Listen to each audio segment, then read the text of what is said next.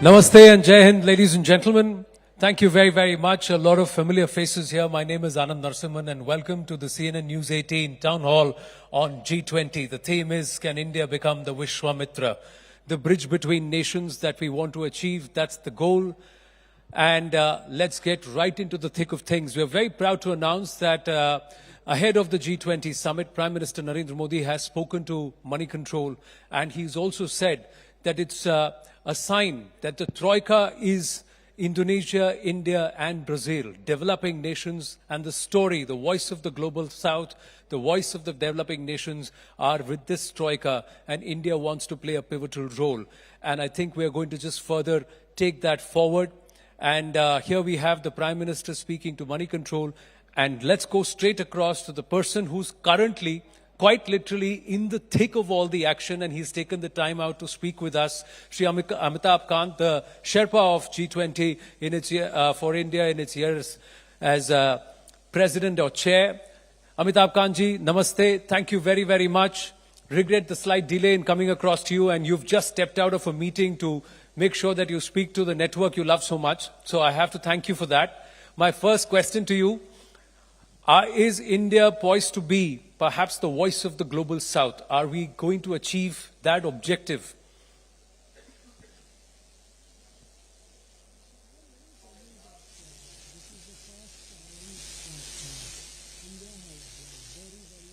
Advocated the voice of both the developing markets and the emerging markets.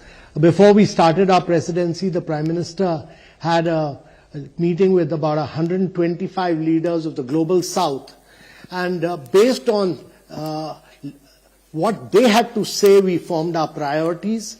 All our key priorities are based on the inputs received. If you would later see the discussion all through the ministerials, the voice of the global south has been the common theme all through. We strongly believe that developing countries are the key to the future of the world. This year, 80% of the growth is coming from emerging markets. The IMF has said that in the next 2 decades, 2/3 of the growth will come from emerging markets because the demographics in these countries are very young.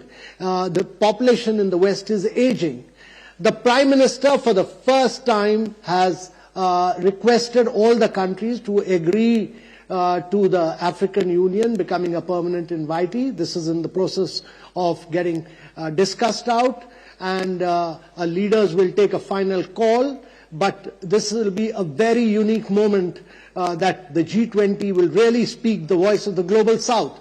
6 of the fastest growing 12 nations in the world today are from Africa, and making African Union a permanent member will be truly the voice of the global south as far as India's presidency is concerned. Is that top on your to-do list, and how has it been so far with the negotiations, sir? How easy or difficult has it been? Is this conversation perhaps some time out amidst very, very strong engagements with all the nations, the Sherpas of all the nations? Yeah, the Sherpa meeting is going on. These are very, very tough, very complex negotiation on a range of issues because every single word is negotiated on. There are 29 countries, 20 G20 countries plus the 9 invitee countries. Then you have a lot of international organizations. All of them are a part of this negotiating process. Bringing everyone to a consensus is critical. Every country has a veto power, and therefore it's important in multilateral discussions to bring everybody on board. This is a very, very complex and a complicated job, but there we are. India has done this throughout the year very successfully, and we are hopeful of what the Prime Minister has termed as a very ambitious, very inclusive, very decisive, and a very action-oriented presidency, and a very forward-looking New Delhi leaders' declaration. Amitabh ji, I know you are joining us remotely, but in this audience, we also have high commissioners, envoys of various nations, a lot of them members of the G20. As I say good evening to all of them, they're also listening to every word that you speak. So let me ask you, if you can hear me clearly, let me ask you, will India be able to achieve consensus across the board? will we be able to assume the role of a bridge nation? So let me, Anand, first say that throughout the year we have focused on key developmental issues of growth issues. The developing countries and the emerging markets, for them today growth is critical, development is important, inclusive growth is critical. Because, the post-COVID era has seen a vast number of people go below poverty line. A huge number of people have lost their jobs. 1/3 of the world is in recession. 75 countries are facing a global debt crisis. So the developmental issues are important. Strong, sustainable, inclusive, balanced growth is critical. Pushing action on the sustainable development goals is critical because only 12 of the 169 SDGs are on track. So you need a specific action plan for 2030. Instead of progressing, we have regressed. Then you need action on climate finance, climate action. And for all this, you need resources. And therefore, you need multilateral institutions of the 21st century. You need technological innovation, and you need digital public infrastructure to drive growth and bring financial inclusion. And lastly, one of the key priorities of our Prime Minister has been women-led development. How do you bring women empowerment, gender equality? All these have been the key priorities for us. We are very confident and hopeful of bringing a consensus on all these key and critical developmental issues.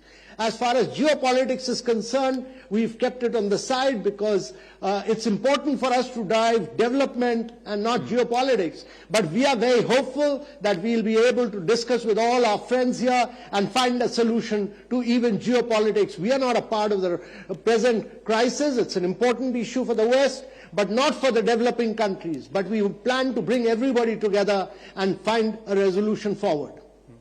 You talked about the Africa Union, or the nations from the continent of Africa. Africa itself, across nations, is witnessing a lot of strife. There is also geopolitics as part of trying to maintain, with nations wanting to maintain their economic hegemony, using the Africa nations and their resources as a base. Now, is there a consensus that this has to be stopped, that Africa nations should be allowed to engage directly? And also, is there a consensus on the first right to resources for the developing nations, Amitabhji? Yeah, so the proposal of the Prime Minister has had a very wide support amongst all countries. Let me tell you, all the developed countries across the region have supported the Prime Minister's proposal.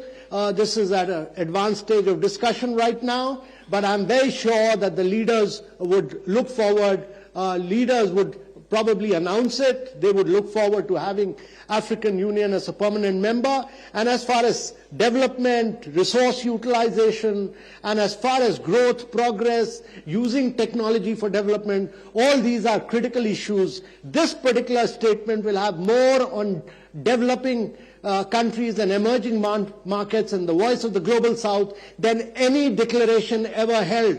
And therefore, my view is that this statement will be truly the voice of the Global South.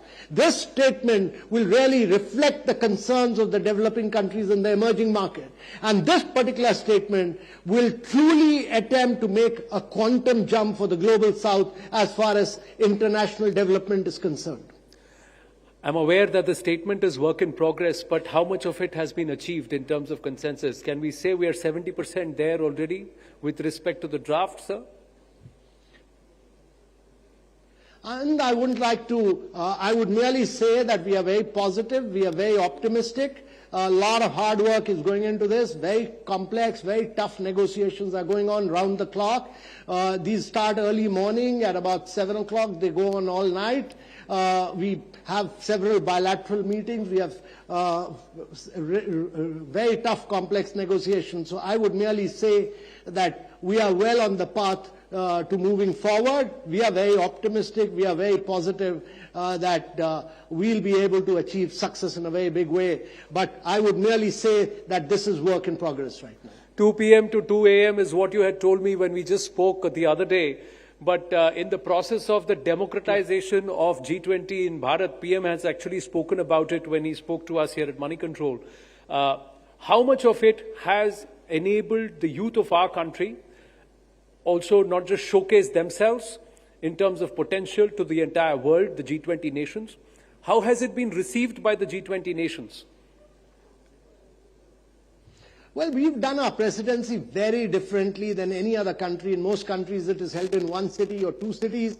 The Prime Minister's view is that we should take it to, his view was that we should take it to all states of India. We took it to all states. We took it to 60 cities. We took it to the schools, the colleges, the university. We held model G20s. We had several quiz contests. We had a vast number of interactions, and actually students and, all schools, colleges, everybody participated in G20 in a very big way, and therefore my view is that it's been truly a people's presidency. For the first time, G20 was a people's presidency.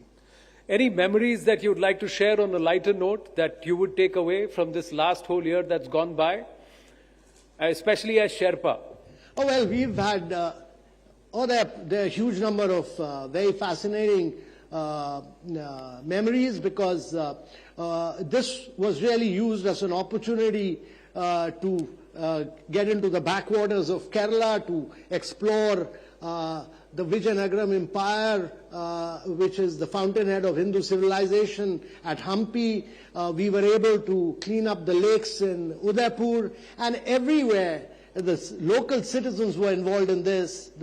We were able to do a lot of boost to travel and tourism. All our hotels are packed right now. We were able to give a huge fillip to one district, one products, the local arts and artisans. We were able to really give a massive push to millets all along. And to my mind, what we've done is really use this opportunity to push the soft brand of all the states of India.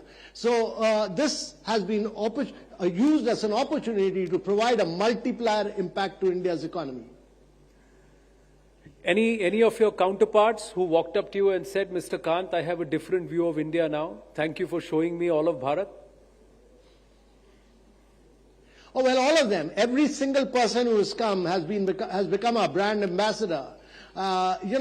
The soft power of India has truly been on display. Every single visitor here, over 100,000 people, delegates who came here, they're all our ambassadors today, and each one of them is sending about 10 to 15 people more. So the word of mouth publicity has been enormous. They truly realize what a great country India is in terms of its heritage, in terms of its culture, in terms of its travel, in terms of its tourism. It's just been a phenomenal experience for each one of them. Some are coming, some are not coming, some are sending premiers. Is that all going to make an effect or have an impact on the final declaration, sir, the communique? My final question to you. So, Anand, in every presidency, you normally have some heads of states not able to come. But even in Bali, you didn't have President Putin there. Several states, Italy just had about 14 heads of states. So this happens. This is a regular part of it. But the process of negotiations, the process of putting the leader's statement, that's all done very seriously. There is some head of the state or other always, the foreign ministers, there are many other ministers who are always there. And I think what you will see is a real galaxy of top leaders in Delhi. This will be the biggest gathering of leaders in Delhi. So you're sure that we will do better than Indonesia in terms of the final... We'll do better than any other presidency. We'll work, we've done a very professional job throughout the year, and we are very hopeful that our outcomes will be many more. We are very confident that India's presidency will be a unique landmark in the history of G20. Well, on that note, sir, I'll let you go. I've got the indication that you are hard-pressed for time, but I sincerely appreciate and thank you on behalf of CNN News 18 and the network for making this time. All the very, very best. Wish you all the best, sir. Good luck. Thank you, sir. You. Ladies and gentlemen, Amitabh Kant ji. Thank you. Thank you.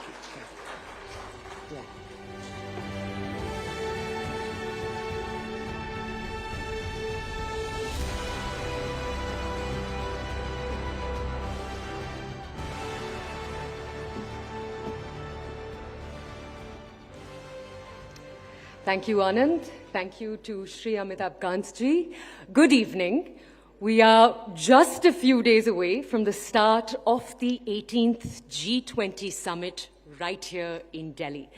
Now, the group of 20, and this is a set of numbers you're going to hear again and again, represents 80% of the world's GDP, 75% of the world's trade, and 60% of its population. It is considered the economic steering wheel for the world. Now, India's presidency is one that has often been described as its moment, finally, in the sun. The maneuvers that the country makes over the next few days could allow it to bring life to the theme of the summit, Vasudhaiva Kutumbakam, one earth, one family. Now, with the backdrop of a sharply polarized world, how does India go about doing this? To understand this key question and to celebrate the milestone in India's international story, we'd like to welcome you to CNN News 18's Town Hall G20 edition. Thank you for joining us. All right, we're going to move very quickly on. But before we do, I would like to very quickly thank all of our sponsors, Reliance Industries Limited, Yes Bank, and of course, Volkswagen. Before we move ahead, here's a very short presentation. Take a look. India is on the cusp of a unique opportunity as it is set to host the key G20 summit in Delhi. Vishwamitra, bringing foes and friends alike at the negotiating table. A solutions provider to challenges the world faces today. A bridge between the global south and the top economies of the world. विभिन्न अंतर्राष्ट्रीय संस्थाएं ये कह रही है कि भारत का समय आ गया. This upcoming G20 summit is expected to bring significant collective decisions influencing the world economy, climate change, and other global matters. This summit will emphasize on India's progressive global cooperation and democratic stance. And what better way to showcase a living democracy than democratizing this event in itself?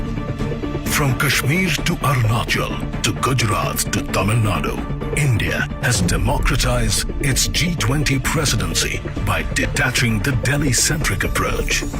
Other states involved, their vibrant cultural diversity on showcase and opening them up for the world to take note. We are today recognized as essential to the global workplace. India has taken center stage, and how? Pushing the world's most powerful economies to take everyone together. A message of inclusivity put forth with the pitch for a permanent seat for the African Union in the G20. India is energizing the global startup ecosystem. With the recent successes of ISRO, India is charting a course in space cooperation with the world. The G20 presidency may have come naturally to India, but the proof of the pudding lies in what India makes of it.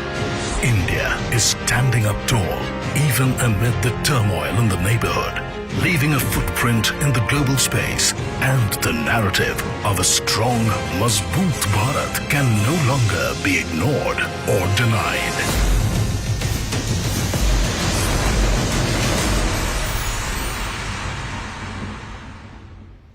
All right, let's move now to our second sit-down talk. The G20 is going to be attended by 19 countries and the European Union, which represents, remember, the interests of 27 countries on its own. Now, the summit is taking place in the background of continued talks on a free trade agreement between India and between the EU. At the same time, more than a year after the start of the Ukraine war, clear differences remain between the EU and the way a number of countries, including India, have handled relations and trade with Russia.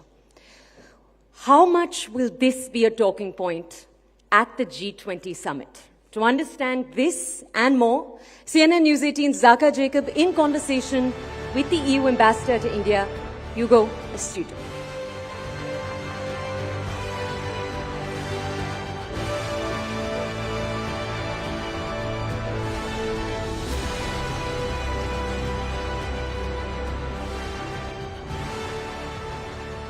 Ambassador Stuto, thank you very much for speaking with us here on CNN News 18. You saw the AV, you heard what my colleague Toya just mentioned. This has been a seminal year, almost difficult year, and Europe has been at the center of it. First of all, what are your expectations from India's G20 presidency? It's right here, it's this weekend. Will India be successful in forging a consensus in what is a very deeply divided world? Thank you. Thank you very much for inviting me at this wonderful evening. Well, what I can say is that I think the Indian presidency has already achieved a lot, has made already a terrific work in bringing to the fore a number of issues which are topical for the whole international community. Let me remind some. Climate change, obviously, the digital transition, women's empowerment, the achievement of sustainable development goals. And then as Europeans, as neighbors to Africa, we clearly particularly appreciate the focus on Africa and the invitation extended to the African Union to join the G20. So I think these are all very successful achievements of the Indian presidency you can already be proud of. Clearly, we don't live in a business-as-usual situation. In Europe, we have seen the return of war. The Russian aggression against Ukraine, against its peaceful neighbor, continues. And this is something which affects the whole world as a matter of principle, because you see a violation of the UN Charter, the infringement of the sovereignty of a peaceful neighbor. And also when it comes to the economic consequences of the aggression, you see the risk of a food crisis, you see the increase in energy prices. So all this is relevant for the G20. I want to come to the war in just a second, I will. But about the expansion of the G20, and India has been pushing the case for the African Union to be included in the G20. Is that something that the EU and EU member states would welcome? Because right now it's being seen as the G20 is a very closed, sort of elite grouping of nations. Well, what I can tell you is that we support the initiative taken by India to invite the African Union. We believe it's a very appropriate measure. We are neighbors to Africa. We have also, on several occasions, tried to put Africa to the fore of the agenda of the G20. I remember the German presidency, for instance, the G20 not so long ago. And we are deeply engaged with our friends and partners in Africa to steer towards a more fair globalization and a fuller achievement of the Sustainable Development Goals. So I think the presence of the African Union will help in that direction. I want to talk to you about the war, because it's certainly divided not just, the world. Different countries seem to have taken different stands on this. And of course, in Europe, we are seeing how newer and newer countries are now wanting to join NATO, for example. This has become almost the most defining thing that's happened since the end of the Cold War. But India has taken a very nuanced position. It has, on the one hand, backed Ukraine on the humanitarian front, but it has not condemned Russia's actions, or it's not voted against Russia at any of the UN fora.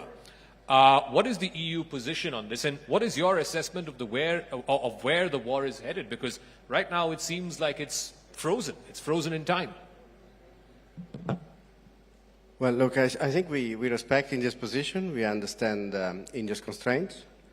But as European Union, we believe that it's essential that the international community comes together to state what the Prime Minister said. This is not the time for war. And to state very clearly that there can be no infringement of the UN Charter without a price to pay. So as European Union, what we have been trying to do since the very beginning, since the start of this aggression, and totally unjustified aggression against Ukraine, it has been to isolate Russia, to put in place sanctions so that Russia is no longer capable to fuel and finance its aggression, and to support Ukraine politically and financially. But the war seemingly is stuck for the last 6 months at least. This famous spring offensive that Ukraine was supposed to have has not achieved the kind of results perhaps the rest of the world was hoping. How do you see it progressing? How does this war come to an end? It's been over a year and a half now. Well, the war can come to an end if Russia withdraws its troops and gets back to the internationally recognized borders. As to the state of play in the war, let me simply remind that at the beginning of this aggression, people would think that in a week it would all be over and the Russian troops would be in Kiev. But, Ambassador Astuto, let's talk about some of the bilateral things that are going on between the EU and India. We know that for some time now, a few years, there is this FTA negotiations that have been going on. What is the state of play there? How long before we can see some kind of a free trade agreement? India has just concluded FTAs with Australia. The FTA talks with the UK are at an advanced stage.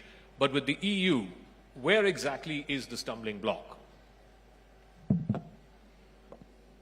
Well, we are aiming at an ambitious and comprehensive free trade agreement. So these negotiations are by nature complex. We have had 5 rounds of talks in a very constructive and friendly atmosphere. A 6th round is expected to take place in October. And we had Vice President Dombrovskis visiting India. It was in the framework of the G20, but then he had a bilateral meeting, what we call a high-level dialogue with Minister Goyal. And I can tell you it was clear on both sides. We share the same determination to work together for a productive outcome. The EU is the largest world bloc in trade terms. And India is the 5th largest world economy, on its way to become the 3rd largest. So it's a big prize for both sides. So the concerns that India has, whether it is anti-dumping duties, whether it is food products, for example, and India is very, very sensitive to the issue of farm subsidies and so on. How quickly do you think this can be resolved? Because these are long pending issues. India has had its own share of issues with other countries while negotiating this, with the WTO.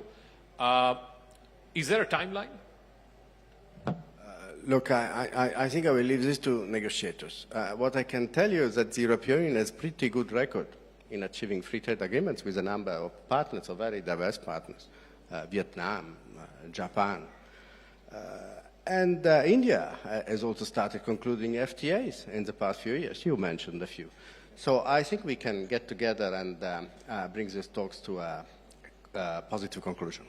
I want to, look at the arc of where the world is moving.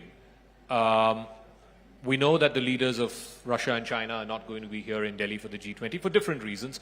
I don't necessarily think it's for political reasons. It could be health reasons and so on. It could merely be a coincidence.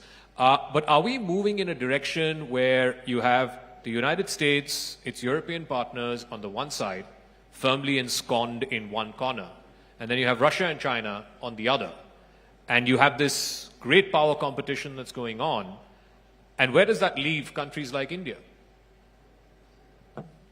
Well, I wouldn't describe the situation in these terms. What I see, let me refer to the voting at the UN General Assembly. What I see is an overwhelming majority of countries voting for respect of the UN Charter. And I think India is firmly in this camp, as the European Union. All right. I think we have a couple of audience questions. I believe my colleague Abhishek is in the audience and he has a question. Hello, Mr. This side. Okay. So, Mr. There has been talk about this whole G20 turning into a West-dominated agenda and Russia, China being on the other side. In fact, this is what at least the Russian side has been claiming. How do you see this whole conversation going forward, especially when we are also going to see many senior leaders not coming to Delhi? So how do you see the joint communique or the consensus or the many priorities on the issues to which G20 has been formed? How much of priorities those will be given? Or will it just be an agenda-driven summit where both sides will try to push each other? Well, I think the agenda of the G20 is very firmly in the hand of the presidency.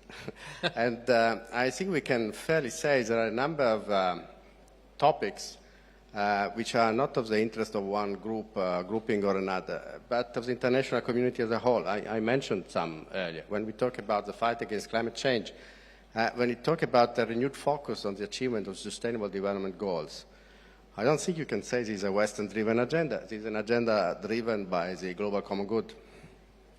How much do you think this whole focus on the joint statement and the ability of the host nation to drive out a joint statement will be sort of the deciding factor on the success or otherwise of a G20? I mean, there was a lot of pressure even in Bali on Indonesia as the host nation, and there is certainly pressure in India to try and eke out a joint statement. Again, I think at this stage I should leave it in the hands of the Sherpas. We have heard Amitabh Kant earlier on. What I can say is that the Indian presidency has certainly been successful in driving the discussion towards issues which are topical for the international community as a whole. And when it comes to the Russian aggression, again, we are talking about very essential principles that steer the very life of the international community. And these are issues that also affect the G20. All right. So, ladies and gentlemen, can you please put your hands together for Ambassador Ugo Astuto of the European Union.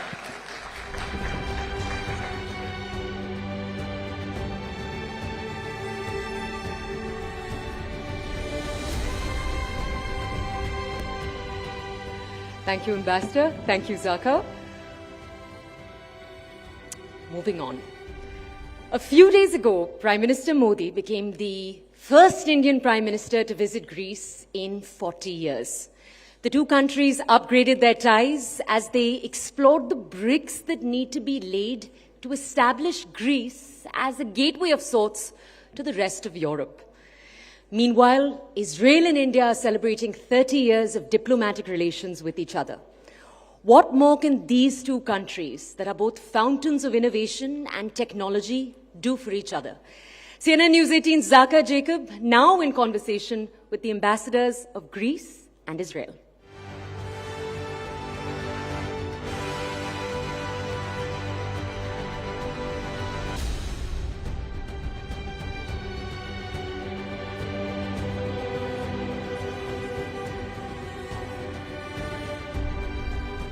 Ambassador Naurgilon, Ambassador Dimitrios, thank you very much, gentlemen, for speaking with us. Incidentally, the leaders of both your countries, along with Cyprus, have invited India to be a partner in the Cyprus-Greece-Israel sort of trilateral. I think you call it 3+1. It's called 3+1 now.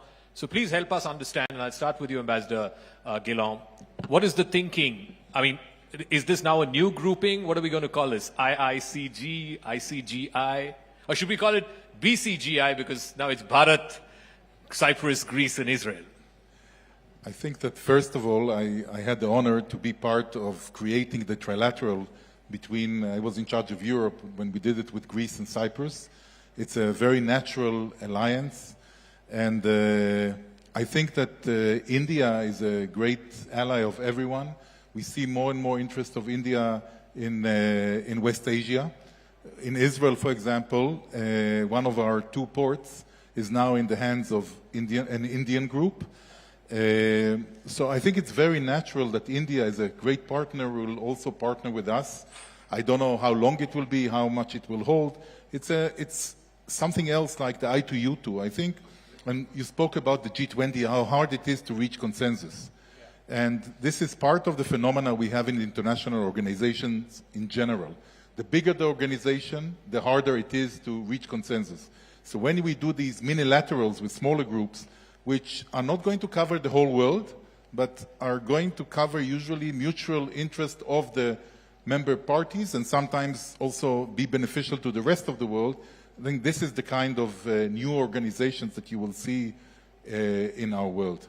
So, Ambassador Dimitrios, what is the commonality between Israel, Cyprus, Greece, and now India you've invited for these maritime exercises and the meetings and so on? What is the commonality between these four countries?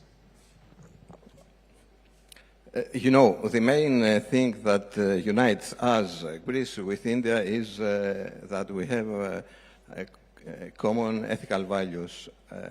We are both supporters of democracy, of open societies, of the rule of law, of peace and stability around the world, and of international law as well.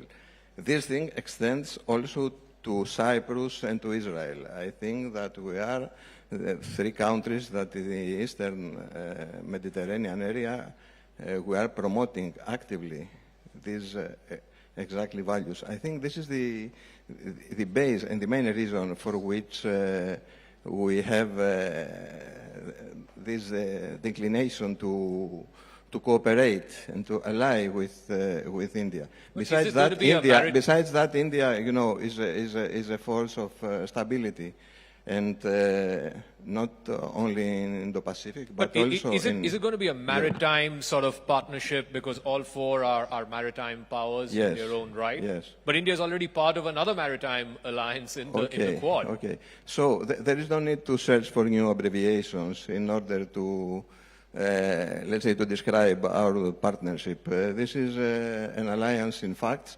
And I don't know which it will be the exact format and which it will develop, but of course this is a partnership for maritime security and for open maritime routes, for free trade, and for peace and stability and respect for international law. This is the main thing. Ambassador, you know, again, I come back to this point. You mentioned the I2U2.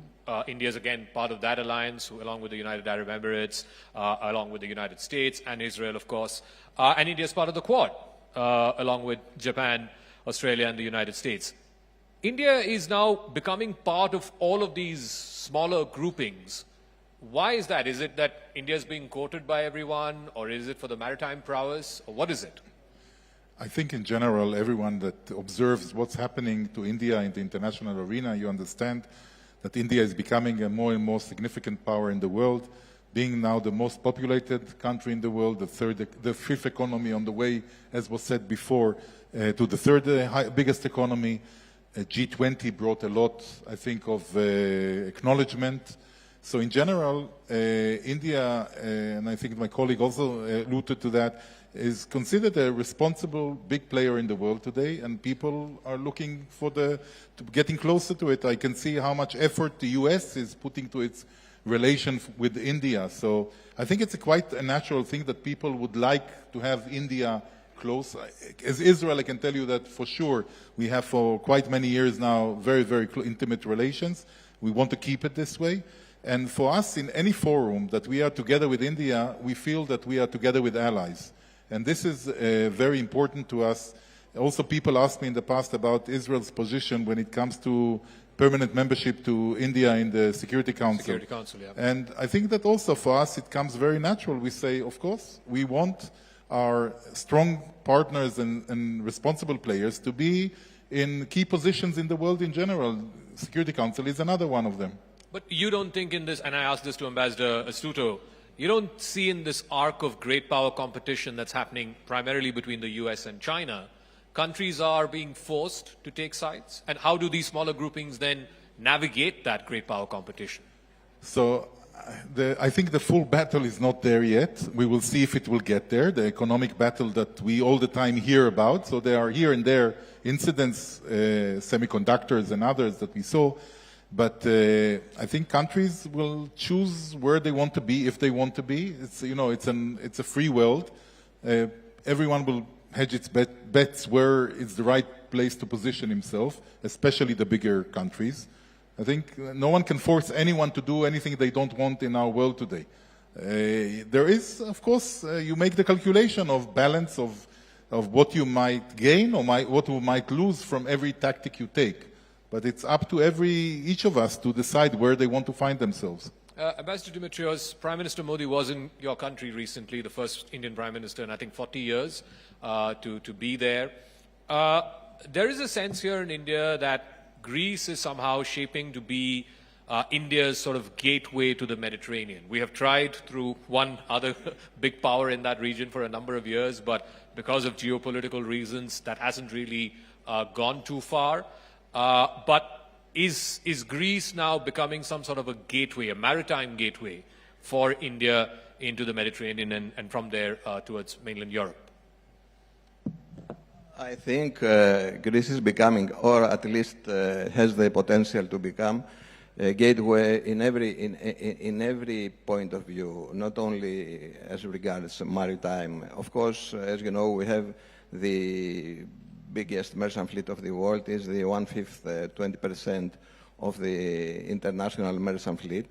But, you know, this is something that that works like an open spot market. I mean, if you have the money and you buy, let's say, the cargo, you can move your products. It's not that much that, but I think that we have the potential to become the gateway of India to Europe because of our geographical position, because we are, I think, the shortest and the cheapest way as regards transportation cost for Indian producers to move, their products, yes, to Europe, to all parts of Europe, Central Europe, North Europe, South Europe. And also we can become the gateway of India to Europe in another way, that is by Indian investments that they are welcome in Greece, and they can be very, very productive, because I have explained many times in my meetings, in my contacts with Indian businessmen, there are a lot of opportunities at this moment in the Greek economy that the Indian investors, they can grasp and become, let's say, extend their activity into the European economy. Ambassador Guillaume, we recently had the Pew Research Survey, and some of our audience here might have even read it. One thing that was surprising for me was the highest approval for Indians and for India is in Israel, among all the countries in the world. I think it was 70% to 71%. Were you surprised? And what would you attribute this to? Because 30 years ago, this would have been a different statistic. So, I don't know, the numbers maybe surprised me to be the highest, but beyond that, I think that our relations are based very strongly on the people-to-people sentiments. When I came here, it's my 6th posting as a diplomat, 3rd as ambassador. In many of the countries where I served, there were strong pockets of support to Israel. There were also some people who opposed my country. In India, I feel it's the widest popular support towards Israel. So here it's going both ways. At least in my feeling here, this is a very strong basis of the relations. So there are also practical cooperations which are extremely important, of course, but the emotional side is very strong. And I think that in Israel there is a lot of, also, there is this tendency for quite many years, people when they leave their military service, they try to come to India, in general to South Asia, but India is a long station here for a few months. It's as I call it, a full immersion backpacking tour. And there are quite many. They have to go to Manali. So the Hummus Trail, we call it the Hummus Trail, the place where they go. But, you know, these people are already generations, so they bring their children out. And they have relatively deep knowledge of the culture here and appreciation and love to India. There are people who are serial visitors that they come, not every year, every vacation they have an opportunity, they come to India. So I'm not totally surprised. How much of it is because of Fauda? The lead actor was there in our office a few weeks ago. I think he's in a mainstream Bollywood movie now. Yeah, so Fauda, again, I think it's many, many values, and each one has, when I speak to people here in India, each one has his own explanation why he admires Israel. Many, some technology, being a strong technology hub, being a very small country, surviving against a lot of hostility in the region and thriving, and so each one has their own narrative. I buy all the narratives, most of the narratives I accept, as long as they support Israel and support our great relations. So I'm there. All right, I want to see if we have some audience questions for the ambassadors. Yeah, Sharon, my colleague, is there. Yes, Zaka, we have a question over here. Shalom, Ambassador. So we both agree that rural development and agriculture are cornerstone of any nation's development in the future. And Israel has been working hard with our teams here to develop centers of excellence and things like that. What are the niche technologies which Israel would be keen to partner with India to take the Indian story of rural development and agriculture ahead in the years to come? And is something mapped out in the next 10 years? You can let us know, please. So we have, it's true, we have about 30 centers of excellence in agriculture all around the country, and we are another 15 in the making. So this is quite a lot. These are technologies that are adequate to the small farmers. The big challenge here of taking India to the future is finding a way of consolidating to bigger farms. The small farms you cannot introduce. It's not the farmer cannot afford or does not have the ability to absorb the high-tech technology that there is today. So I think consolidating to bigger farms will be an issue. Israel went through this process itself, but unlike India, we don't have this many years of culture of agriculture coming from grandfather to father to son, to father to son to grandchild. So all that is very hard culturally to consolidate to bigger farms, but I think it will be a need of the future sometime. What we are putting a lot of effort here is into water management. So being probably the #1 leader of the world in water management because of the scarcity, we know and we have the only water attaché in the world in the embassy in order to help in water planning. So the execution will be done by India, but a lot of the technologies are technologies that we use of reuse of water. We reuse 90% of our water. We repurpose it to agriculture. The loss of water here is too high. So many elements in India that I think in water, improving the quality of the water, the availability of the water, and the usage of the water to the right, adapting the right agriculture to the right water resources and the climate and everything. So we are doing quite a lot of work in these fields. All right. I believe one more question. Where is Sharon? Sharon has the mic. So we have a question for the Greek ambassador to India over here. Hello, Ambassador. My name is Augustine, and Greece and India, we are very old civilization. And I happen to travel all over East, in Greece and into the island nations of yours, island places of yours, and I've seen that Greece has changed over time.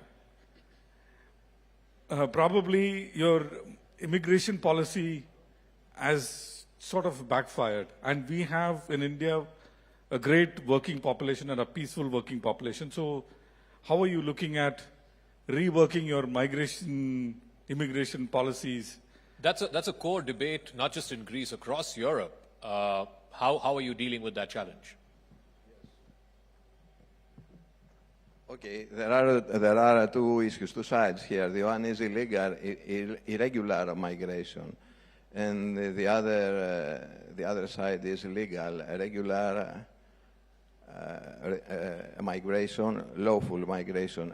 Anyway, to put it straight and very simply, at this very moment we are working with Indians in order to complete an agreement of migration and mobility, in order to bring Indian workers, Indian scientists, and Indian people to work to Greece and to live in Greece and to work for the Greek economy. This is our point of view, and all Indians are welcome in Greece. All right. Okay, thank you very much, ladies and gentlemen, the ambassadors of Israel and Greece.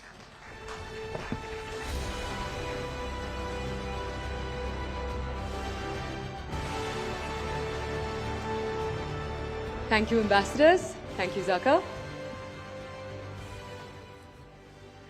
Next, a change of flavor, a break from the discussions around diplomacy, and a very short sojourn into the world of culture. Our next guest is a 3-time Grammy Award winner. He is someone whose own diverse life story reflects India's multiplicity. I'm not going to tell you his name. We're going to show you a very short video. Namaskar everyone! Namaste everyone!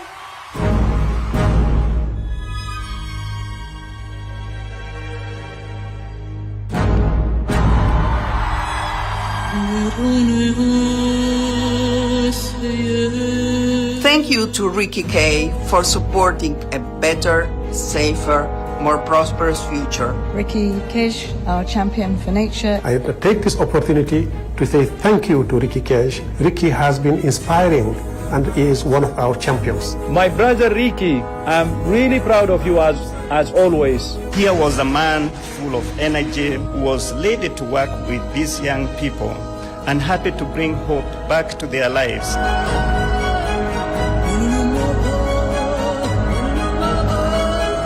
And the Grammy goes to Winds of Samsara.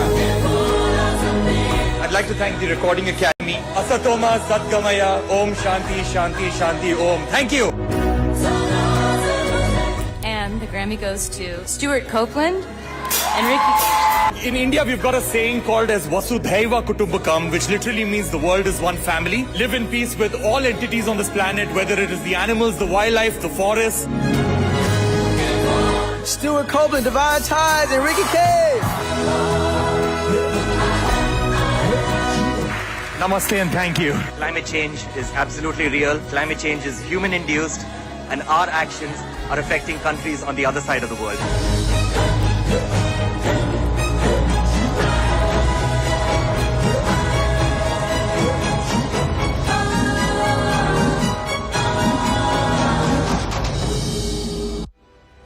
Ladies and gentlemen, please welcome to the stage three-time Grammy Award winner Ricky Kej in conversation with my colleague Shivani Gupta.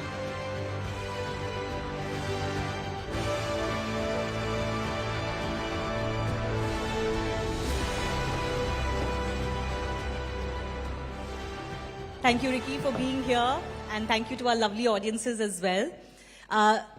Ricky, as we just saw in this AV presentation, you talked about Vasudhaiva Kutumbakam, which is interestingly the motto of the Indian G20 presidency. I want to begin by asking you, you have this bent where you propagate Indian philosophy, including our Indian and Indic philosophy of Vasudhaiva Kutumbakam. Tell me, where does that come from? Why do you have this bent that you go around the world and share this Indian philosophy? So first of all, a huge honor to be interviewed by you here. As you know, I'm a huge fan of yours. Honor is all mine. So, growing up, I've always been two things. I've been an environmentalist and I've been a musician. These are two pillars that have pretty much dictated my life and all of my life decisions. And coming to Vasudhaiva Kutumbakam, that's at the heart of our civilization, at the heart of our traditions, at the heart of who we are as Indians. And Vasudhaiva Kutumbakam literally means the world is one family, as all of us know. It means coexistence, and if you have to literally translate it into English. And for some reason, when we think about coexistence, we only think about living in peace and harmony among all of us human beings. Because somewhere along our journey of being human beings all over the world, we've forgotten that we are not the only species on this planet. We're just one among millions and millions of species. And true Vasudhaiva Kutumbakam has always meant living in absolute peace and absolute harmony with every single entity on this planet, whether living or non-living. So not only among all of us human beings, which we're not doing a very good job of right now, but also among all life, the forest and wildlife, and also the elements of nature, that is the land we walk on, the water we drink, the air we breathe. So this is something that I believe that if we practice true coexistence and true Vasudhaiva Kutumbakam, that is one earth, one family, one common future, then all of these environmental problems will be history. So share a little bit about your journey, because you grew up in Bengaluru, right? And you even studied Indian classical music when you were here. How did the switch happen to, to being abroad and the music you do now? And how has that journey been like? First of all, share your experience as an Indian when you first ventured outside of India.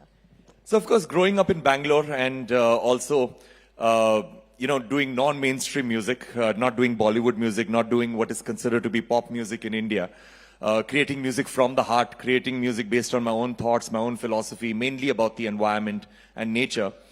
Things like the Grammy Awards and things like, these kind of international recognitions were unattainable dreams, or things that I did not even think were my goals, or, things that I would just watch on television and that was the end of it. But then again, winning my first Grammy Award in 2015 was absolutely amazing. It was a huge pat on my back, and and it gave me a lot of encouragement to do things further. But everything that I do around me is Indian because I make music from the heart. So an Indian like me, when I make music, it is always going to be Indian. It's just like, let's say if we have to take a comparison, if an Indian person is making food for his or her family, they want to make like a pasta, very authentic Italian pasta. They'll have the best of ingredients and, and the best quality stuff and, a very authentic pasta. But then, just before it goes to the dining table, into the hands of the family, there'll be a little bit of chili powder and turmeric powder thrown in. Or maybe a sprinkle of dhania, fresh dhania. Exactly, a sprinkle of some coriander or something like that. So that's exactly how I am as a person. No matter how much I try to make music that is completely and authentically Western, there'll always be an Indian element in everything that I do. So I guess that's how, growing up in India, I'm an Indian musician, and that's all that I can define myself as. But can I ask you, how is it when you started working with non-Indians, if I can put it like that, to make your music, co-produce and co-make your music? What is the difference that you see from the time when you first ventured out to today? Because, as we celebrate India's G20 presidency, the one thing that everybody's talking about is India's place in the world and how Indians are seen and perceived in the world. So could you share, has that changed over the years in your experience? So again, these are strictly my own personal opinions. So when I started off collaborating with musicians in the West, it was always a sprinkling of Indian music. The music would be primarily Western, and there would be a little bit of a sitar thrown in, or a little bit of a tabla thrown in. So it was just flavoring that they wanted to make it feel a little exotic. But now there is a little bit of mainstreaming of Indian culture and Indian traditions and Indian musical traditions all over the world. So, and this cannot be isolated from what is happening in India in general. Because being a United Nations, global goodwill ambassador and traveling around the world on environmental causes, working with various agencies like the WHO, with the UNCCD, with the UNFCCC, and with UNICEF, I've realized that in the past, what would happen is that India was always on the sidelines when it came to making these important, these important international decisions and these intergovernmental decisions. And now India is not only participating very actively, but taking leadership. And that is trickled down into all of our, into arts and culture too, where, we are taking the leadership right now. It's very easy to collaborate with Indian musicians, and people have started realizing that, because we Indian musicians are the best at improvising in the whole world. Like everything else. Like everything else, exactly. So we're easy to work with in any way, and that's also with arts and culture. You can give us a piece of rock music and we'll be able to play a top line on that. We'll be able to play a sitar solo on it. We'll be able to make it our own, And, and so right now the collaborations that are happening between Indian musicians and the Western musicians and our counterparts over there is now more like 50-50% collaborations, where there's a mutual respect and admiration for both cultures, and both cultures are equally respected. So that's what I'm seeing right now, that, that right now we have been taking far more seriously, and we are taking leadership when it comes to arts and culture. Absolutely. I do want to ask you, coming back to environmentalism and, the Vasudhaiva Kutumbakam philosophy, one world, one family, one future philosophy. India currently is playing a huge role in that. I mean, despite being a developing country, we want to lead the world when it comes to that message. I remember the Prime Minister recently said, you can milk nature, but you shouldn't be abusing nature. Obviously, there is a relationship where humans need nature and you can milk it, but not to a level where it becomes abuse. And obviously, India's climate change goals or climate goals, India is setting great pace in that.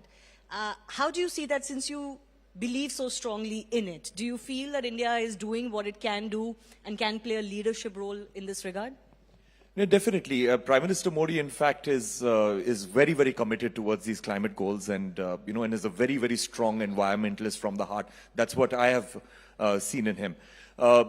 At the same time, there are so many things that India is doing, whether it's the Solar Alliance or whether it is, whether it is our commitment towards reducing plastics pollution. We tabled a plastics resolution at the UN Environmental Assembly, nitrogen resolution. So we are taking a huge leadership when it comes to all of this. But what excites me the most is the life mission of Prime Minister Modi.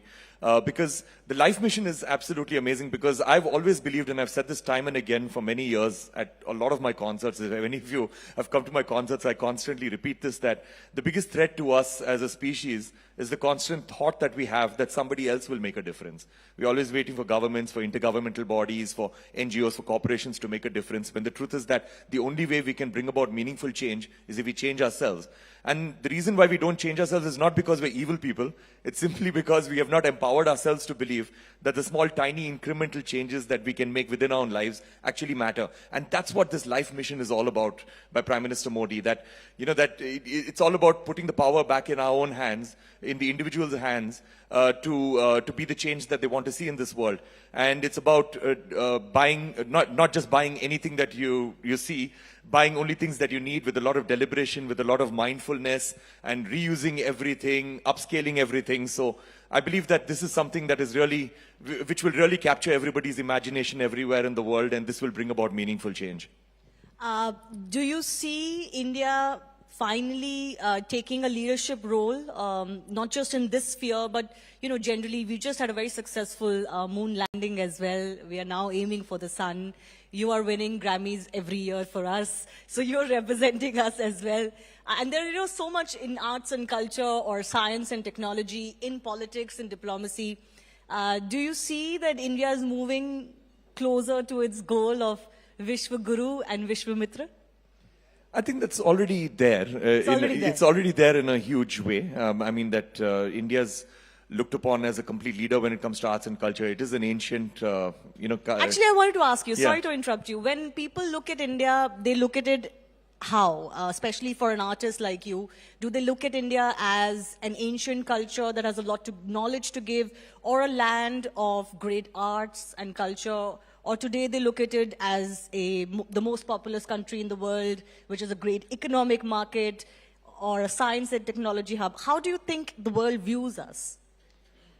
I think the world views us with a lot of respect, especially when it comes to our musical talent.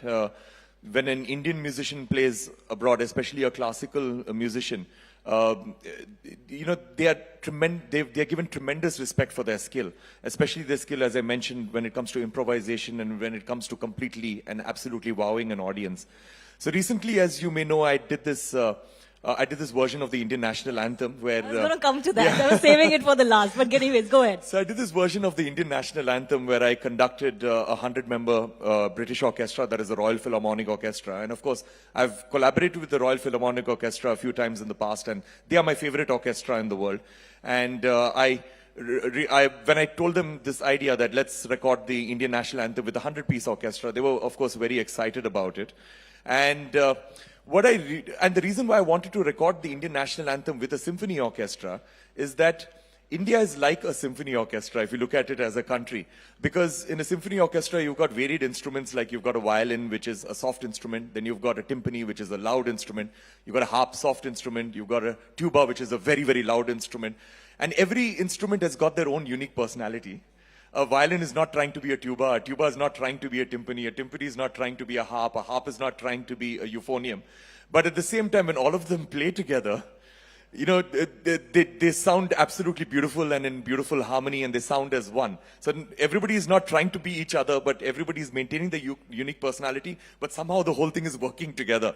And that's how I believe India is as a country, and that's how people view India everywhere else in the world. So that is why I wanted to bring this symphony orchestra as an absolute metaphor as to what India is as a country. Absolutely, that's great. Share a little bit about that experience. What does it mean when you play the Indian national anthem with a 100-piece orchestra? What does that do to you? So on a personal level, everybody of course, the anthem became quite popular, so everybody in the country watched it as a video, but I was in the room when that 100-piece orchestra was actually playing it, and I was completely mesmerized, goosebumps everywhere, and it was absolutely amazing. And I really wanted to work with this particular orchestra, the Royal Philharmonic, for this particular piece, and at Abbey Road Studios.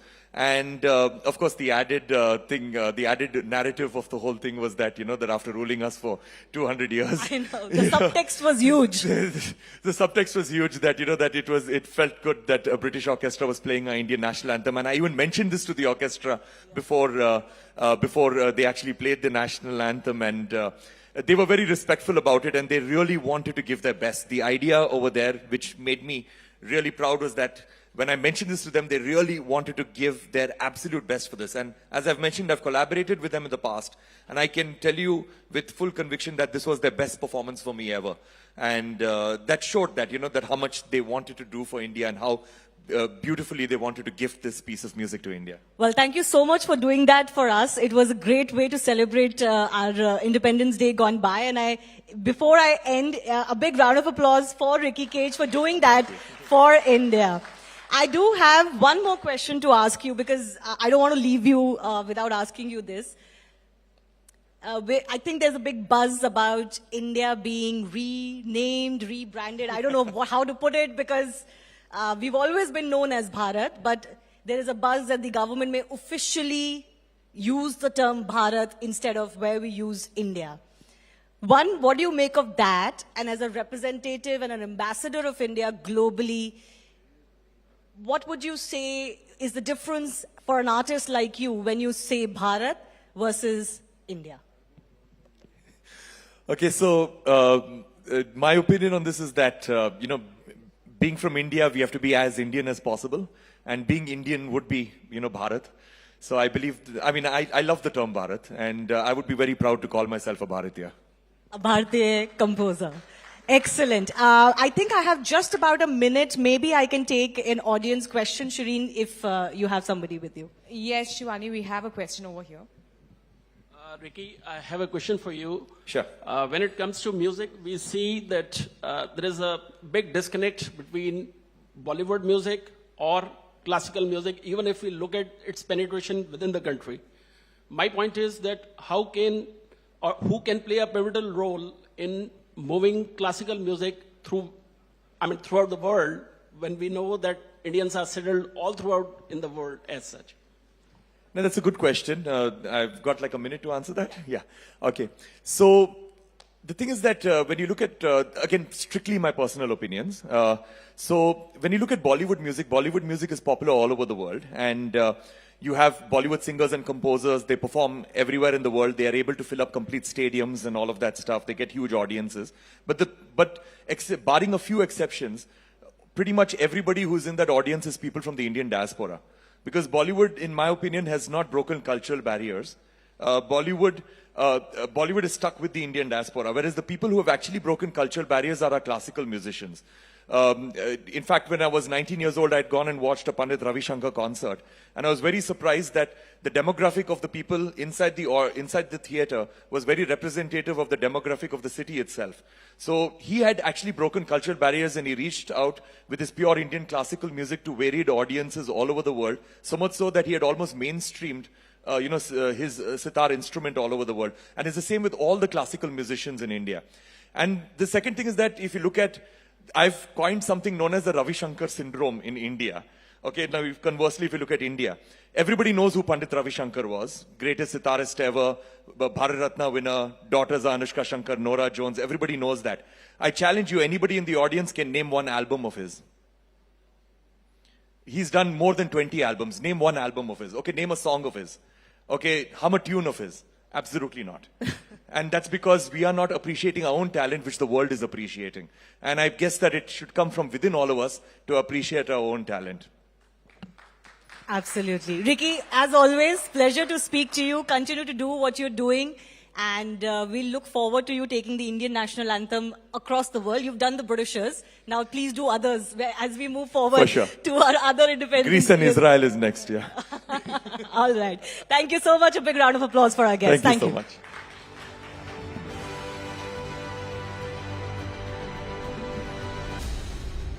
Thank you, Ricky. Thank you so much, Shivani. All right, let's move on now. A few days ago, Dr. S. Jaishankar, India's External Affairs Minister, said that it was India's responsibility to bring a divided world together. In the last few years, we've watched Indian foreign affairs walk a new talk that experts have pointed out is replete with a kind of never-before-seen self-assurance, particularly when it comes to dealing with the world's power players, be it the United States, Russia, or China. Now, how can the principles of this new India that India is already using to guide itself, how can it use those very principles to facilitate a consensus-building exercise at the G20 summit? To understand exactly this, my colleague, CNN News 18's Zaka Jacob, in conversation with the Minister of State for External Affairs and, of course, the Minister of State for Culture, Srimati Meenakshi Lekhi.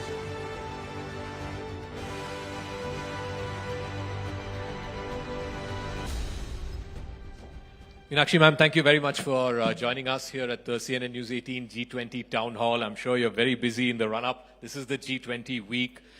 This is where it all culminates. The last year's efforts, India's hosted more than 150, I believe, 175 G20 meetings. What does this feel like? Does it feel like you're at the last 10 meters of a 100-meter race? Absolutely. It's like the moment. You're not quite there, but you're about to be there. And that anxiety along with excitement. So it's a lot of last-minute legwork, which is on. So tell us, what has the last year meant? I mean, India's G20 presidency, the moment the gavel got handed over to the Prime Minister in Bali by the Indonesian President, we have seen more than 100+ meetings from Srinagar to Thiruvananthapuram, from Gujarat to Arunachal. It's almost like a people's G20. Sure. How will this be remembered? So I think every Indian who's been part of it would remember it that this happened in 2023 when India completed 75 years of its independence. So 2023 has been a watershed moment for us for many things. We would be remembering Chandrayaan 3, we would be remembering Aditya L1. So a lot of things which have happened in 23. And G20 is one such thing. When we hosted heads of states, the whole city was painted, colored, happiness all over. And because, as you rightly pointed out, people's movement, I mean, it's people's participation. Democracy is about people's participation, and no policy making can be just closed doors and without people being party to it, and especially when India has specifically taken a lead when it comes to culture and showcasing its culture. You can't showcase your culture unless people are stakeholders in that. So that's what India has tried to showcase. So India has kept this theme, this slogan of Vasudhaiva Kudumbakam, one earth, one family, one future. And clearly, you know, whether it's on issues like climate change, sustainable development, is the world and the G20 countries realizing that the future is shared, that unless one looks out for the other, you will not be able to, we won't survive. We won't survive as a planet. I think by the tagline itself, we've tried to bring everyone together, and everyone supported us on this. So people have been with us on this, and everyone is realizing that while we all are here in this room, we are happy, but pandemic happened not way far back. It was just around. Human memory is such that we try to block bad things. So we may have blocked it, but it was there. So this is a time when world is going through polycrisis, actually. And at that point in time, when the situation across the globe is that of meddling in polycrisis situation, credibility of multilateral institutes need to be kept. And India believes in both, that we need to find solutions, we need to showcase resilience, and we believe in multilateralism. So G20 is happening at that point in time. And India's role as the chair becomes important on many fronts, and this being the root of whatever else happens. But this multilateralism itself, isn't it facing a bit of a crisis moment, if you will? It is a divided world. You have the West on the one side, you have, because of the Ukraine war, you have Russia on the one side, and now increasingly we're seeing China also sort of, I wouldn't say in the corner, if we were to use a sporting term, they seem to be in one corner. Where does Vasudhaiva Kudumbakam fit in this divided world? So I would say that when we had Raisina dialogue, and at that point in time, I used some term, and I'm going to reuse that term. I said, the world knows about global north and global south. And global north has been the developed world, industrialized world. Global south has been the world which has lagged behind or less developed. India, by virtue of being top 5 economies, top 5th economy, we are global north, and thus we are in G20, but we are 1.4 billion people, thus we represent global south as well. So we are the right people to bridge that gap. And to bridge the gap, somebody in the room, especially when economic policies are going to be discussed, need to take the whole world forward. And then India is rightly placed to act as a bridge between the two, because we have experience of the two, and we are an aspirational country, which is there in scientific terms, in technology, in trained manpower, and yet we have plenty of challenges. That's one. Sustainability, availability of finance, so on and so forth. Because you get highly impacted by any policy which gets to be made, plus the resources, which need to be used by the north, are with the south. So the resource management is as much part of well-being of everyone. So to strike a balance between the two extremes, India needs to act as a bridge. On the other front, we are a civilization of the East. We are Eastern people. And by our institutional mechanism, democracy, rule of law, High Court, Supreme Court, Election Commission, so on and so forth, Parliament, fantastic democracy, transfer of power without any difficulty. So all these things make us very much a country of the West. So we are very rightly placed to act as a bridge between the East and the West as well. So India is in a centralized position to speak on variety of subjects, because we have a variety of experience in all those fronts. So, in fact, you'll be happy to know, and I'll share this with our audiences as well, talking about the Global South. Just today, Prime Minister Modi has given a text interview to our sister publication, Money Control, and he's talked about India becoming the voice of the Global South. And I want to ask you about that as well, because India has now proposed the African Union be added to the G20. I believe it's been received very well by members of the G20. And the Troika, that is the past president of the G20, the current president, and the next president. And the quartet. Yeah, and they're all sort of backing for the voice of the Global South. Yes. Do you think the time has come for G20, which was seen as this elite organization, to be more open and accepting of other large voices in the world which are not in the room, as you said? As till now, that is how G20 was looked at, because it was a group of 20 most economically sound countries, where who controlled 85% of the global GDP, 65% or maybe more, 75% of trade and commerce, and close to 60% population. So obviously it makes a very, very powerful group. But this powerful group cannot be industrialized, cannot sustain itself until and unless the resource management from the Global South happens. So both sides need to look after each other, and by virtue of being the voice of the voiceless, we've tried to do that while sustainability, industrialization, renewable energy, everything becomes important.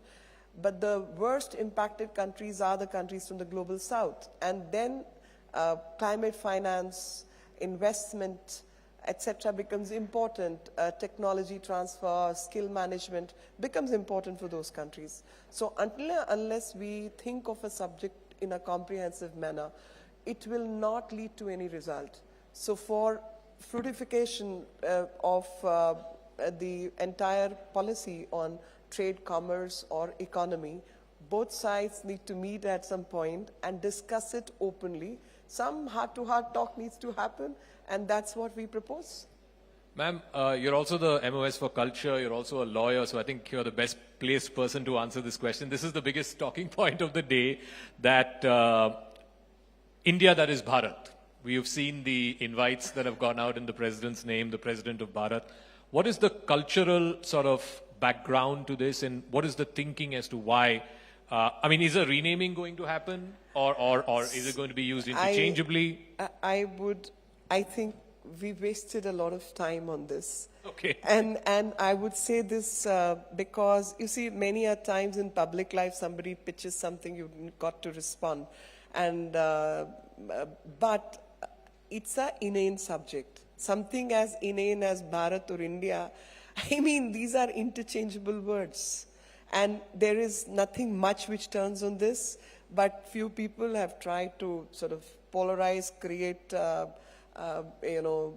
lot of hullabaloo around this word.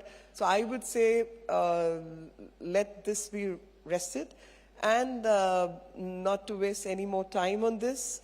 As of now, the Constitution of India permits interchangeability of the word, and both words are applicable. So, but you're not joining issue with the opposition saying that this is in response to the INDIA alliance. I will only join issue on the second part. I.N.D. Yeah. I.A. Yeah. Because, I remember Mr. Kharge's interview where he specifically said this coalition, I.N.D. I.A. does not represent India. That's it. I will go and pick up that word, that no matter who named us in India or we are called India, they better not usurp that, because they do not represent India. They represent a coalition which was earlier called UPA. They can rebrand themselves, they are free to do so, and India's full form is Bharat. India can be called Bharat, but I.N.D. I.A. is something else, which Mr. Kharge can very well answer. I don't even remember. Okay. And as a lawyer, you're not thinking of any changing of articles of constitution, amendment? You see, as a lawyer, I go on evidence-based mechanism. Yeah. As a lawyer, I feel you can't really jump the gun. You can't really work on suspect subjects. You can't really, start to sort of say things preemptively. I don't think, as of now, what I see, India and Bharat are interchangeable. Traditionally, we call ourselves Bharat. India is also a term which is used by the world. So it's both interchangeable. Okay. But those who call themselves as people representing India, I have a problem with them. They don't represent India. They represent a political coalition, which is UPA 2 and 3 now, and they cannot usurp country's name for themselves, and because they also know they cannot usurp a country's name for themselves, that's why they chose I.N.D.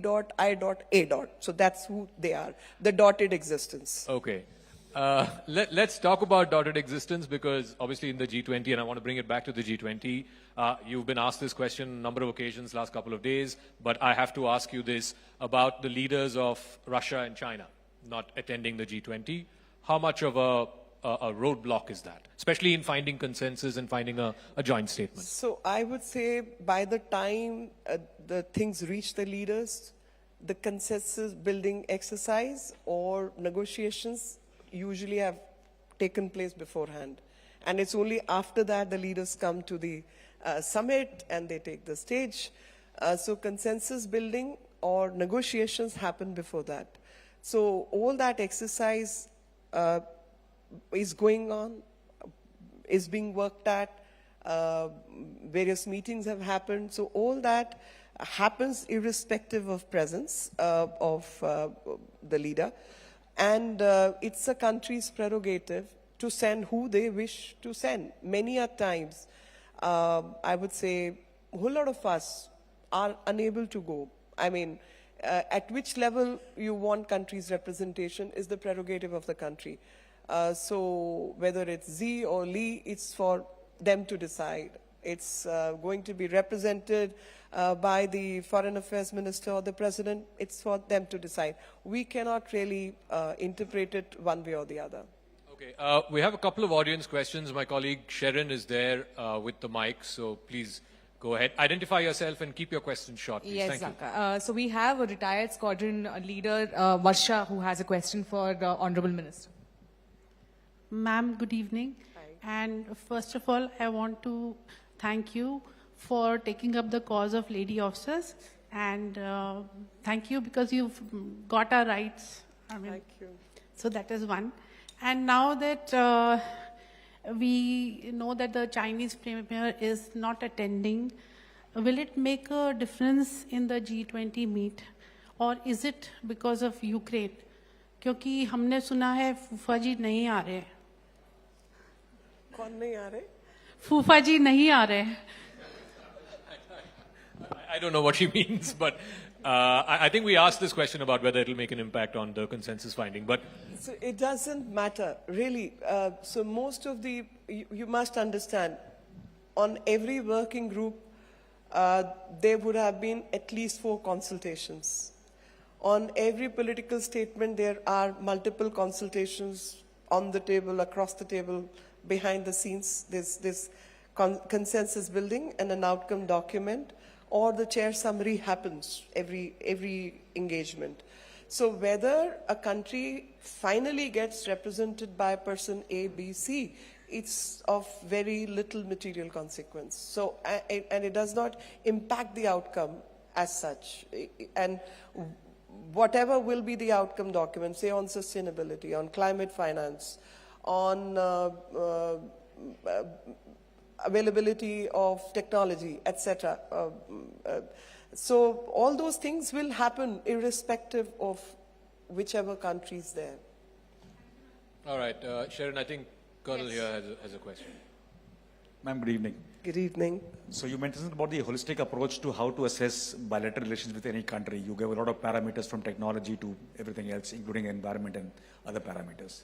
Keeping US and Russia out of the equation, because we already have a strategic partnership with both as a country, which are the next 3 countries in your mind, personal opinion, which India should look at in the future to interact with?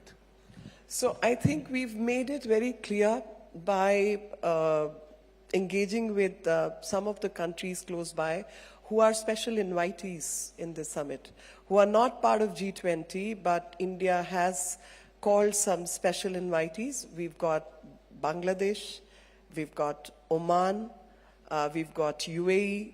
I mean, this is literally look east and look close by.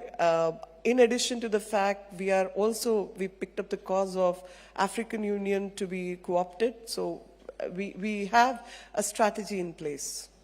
Ma'am, just on the question of, China, again, politically, there's a leader who says, he's recently gone to Ladakh, he was in Pangong, China ne to hamari zameen le li.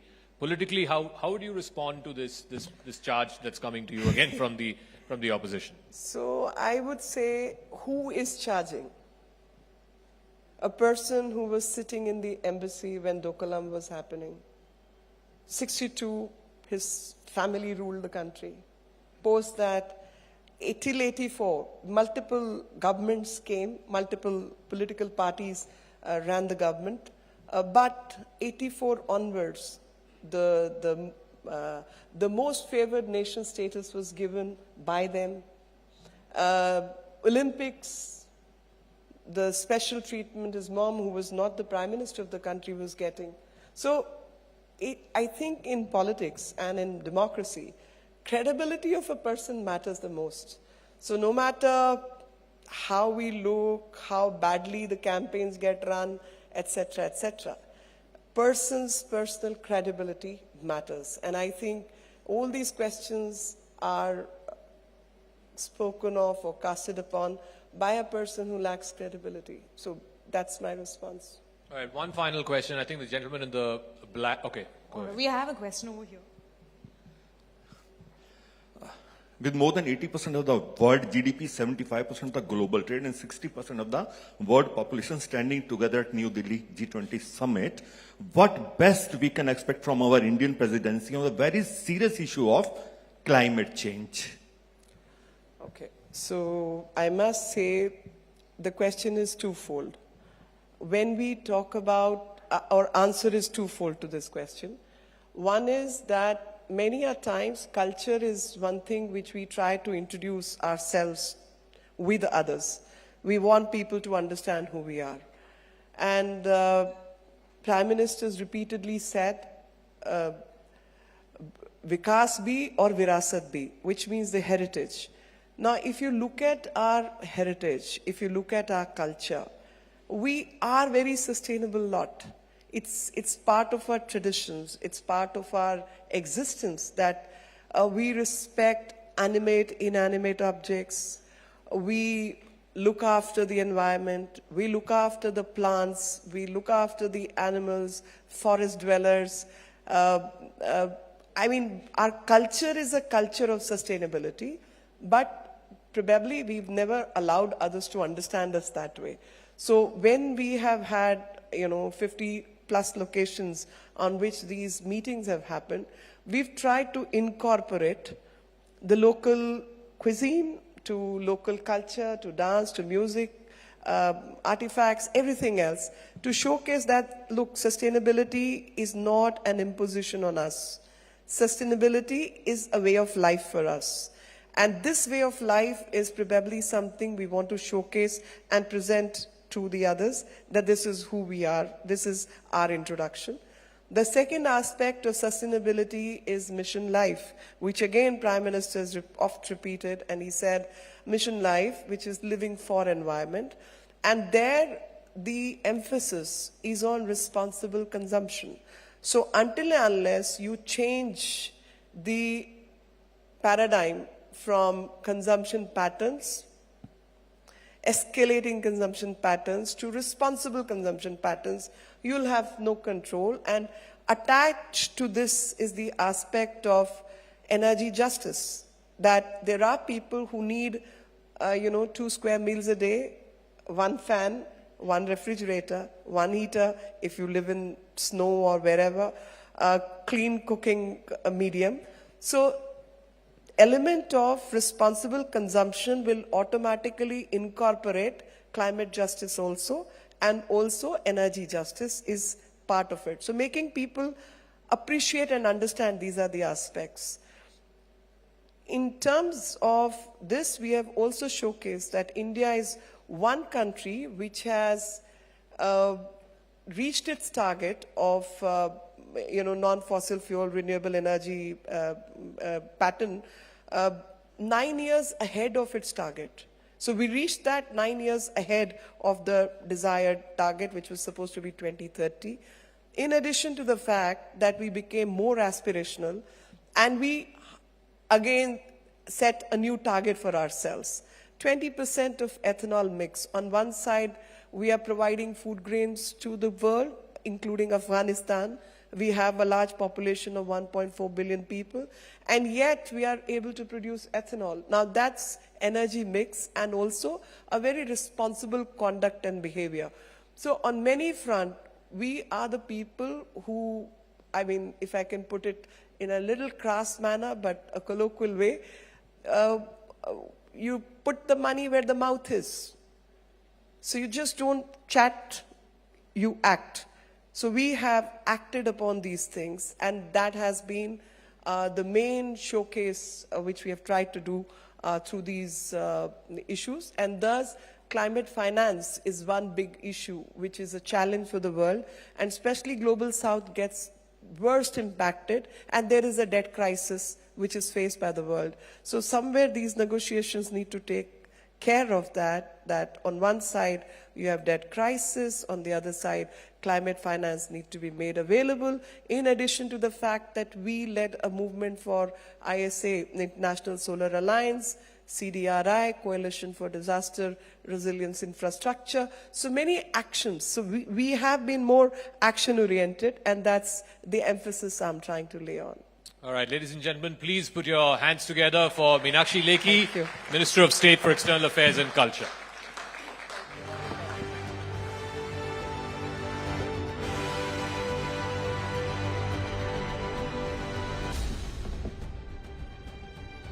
Thank you, ma'am, and thank you, Zaka, for guiding that discussion.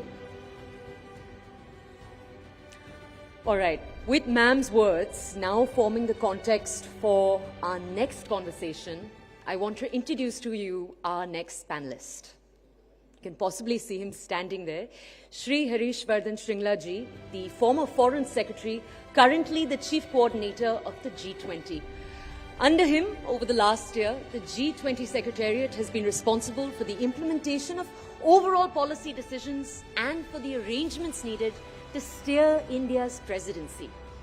Now, Mr. Shringla has in the past described this moment, this summit, as the most significant international event that India has hosted since its independence.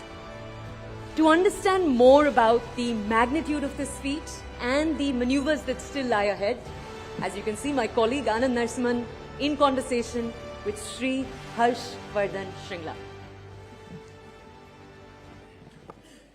Ladies and gentlemen, two sons of the soil from Sikkim, Darjeeling, Baichung Bhutia and Harshvardhan Shringla ji. Top of mind, isn't it? So please, big round of applause and thank you, sir. You're in the thick of things as Chief Coordinator of the G20. And how's it going so far? Foreign Secretary or CC?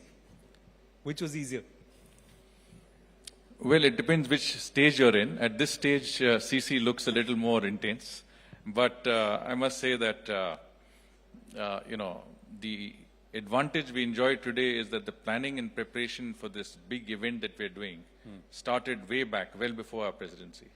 It's been a whole of government approach, a whole of nation approach, and I think that has helped us today when we are hosting the biggest international event that we've ever done. It has, I think, put us in a position where we are confident that, the arrangements for this mega event are in place. Is that also a sign of how we have grown as a nation? How we have improved? Definitely. I think the fact that today we have the confidence to host over 200 G20 meetings in 60 different cities of our country is a sign of confidence. The fact that today we are at the global high table, we are hosting the presidents and prime ministers of the most influential countries in the world, is also a sense of our rising confidence and a sense of our rising abilities and capabilities. Well, you've carried the tricolor to the US, to Bangladesh, to Thailand, the world over. What has changed from your years there as ambassador, as high commissioner, as foreign secretary, to now, when you interact with members or representatives from the same nation? What has changed? Well, I think one discernible change that you see in recent years, I would say in the past decade, is the respect with which India is received. In other words, wherever you go, whether it's with governments, it's with businesses, it's with tech leaders, it's essentially any part of society in any foreign country that you go to, I think your access, your receptivity that others have towards you is far, far better. Indians today, I think, are far more respected in every part of the world than we were 10 years ago. And that also comes because of the fact that we have achieved what we have at a global level. I mean, the Prime Minister mentioned just recently, he said 10 years ago we were the 10th largest economy in the world. Today we're the 5th largest economy. In a couple of years, it will be the 3rd largest economy. Our GDP is growing. We're the fastest growing large economy in the world today. We have the largest working population in the world, a very youthful demography. And I think we are, in many senses, at the cutting edge of innovation and technology. So that, I think, has earned us the respect of people all over the world. But it is more than that. It is also the way we have engaged on a global basis, the fact that we have consciously conducted a foreign policy that is based on human-centric globalization, as opposed to a GDP-centric globalization. I think that is a change, and that is discernible in the way we are seen and perceived and received globally. May I request you to please elaborate on this, because Prime Minister Narendra Modi, while speaking with Money Control, part of Network 18, has spoken about the human-centric growth and globalization and that orientation compared to GDP driven. He's also spoken and said that we have shown developing nations that we can grow, achieve green growth. So can you elaborate a little more on it? Well, you know, when you are talking about growth that is driven purely by market forces and a competitive sense of economies, I think there is a certain zero-sum game that is practiced. But when you look at the world as one family, under the concept and our philosophical concept of Vasudhaiva Kutumbakam, then you understand that you can all grow and you can all succeed together. I mean, the very concept of Sabka Saath, Sabka Vikas, Sabka Vishwas is based on the fact that we grow, you grow, and everybody grows. So that is basically the approach. And we have seen it during the COVID times. I think some of us might recall that when COVID broke out, it was Prime Minister Modi that called for the G20 to convene on this issue that faced mankind. Yeah. And the Saudi presidency at that time convened an extraordinary summit of the G20. And at that time, the Prime Minister said, the G20 has always met on a financial or an economic issue. Yeah. It's the first time that is meeting on a humanitarian issue. And he called for human-centric globalization. And that is the approach that we have adopted. And of course, you talked about green growth. Yes. You know, we do understand that a transition to a greener, cleaner economy is not one that we have undertaken because we are asked to do so. We have done it because it's in our benefit to do so. I mean, obviously, you know, we want our children and grandchildren to have better air, better water, cleaner conditions under which you grow. But at the same time, I think you do realize that as a country that imports so much of fossil fuel, we are dependent on 80% of our fossil fuel energy requirements being imported. Yes. Whereas you have abundance of solar energy, you have wind energy, you can harness that, and you have so much more in terms of the resources that you can generate from within your country. It makes sense to move towards a cleaner, greener economy. And we are telling all our partners in the developing world that you can actually transition towards a cleaner economy without the sort of hesitations that you may normally have, because we can bring you technologies like the International Solar Alliance. Yeah. I mean, India has initiated the International Solar Alliance to help developing countries between the tropics of Cancer and Capricorn to develop their solar energy capacities, to provide them with the wherewithal that they can develop a renewable energy. So, one earth, one sun, one grid is a philosophy that has come from Prime Minister Modi when he talked about the fact that, you know, the entire world can be united through the transition of the sun across, you know, in different parts of the globe as it moves along.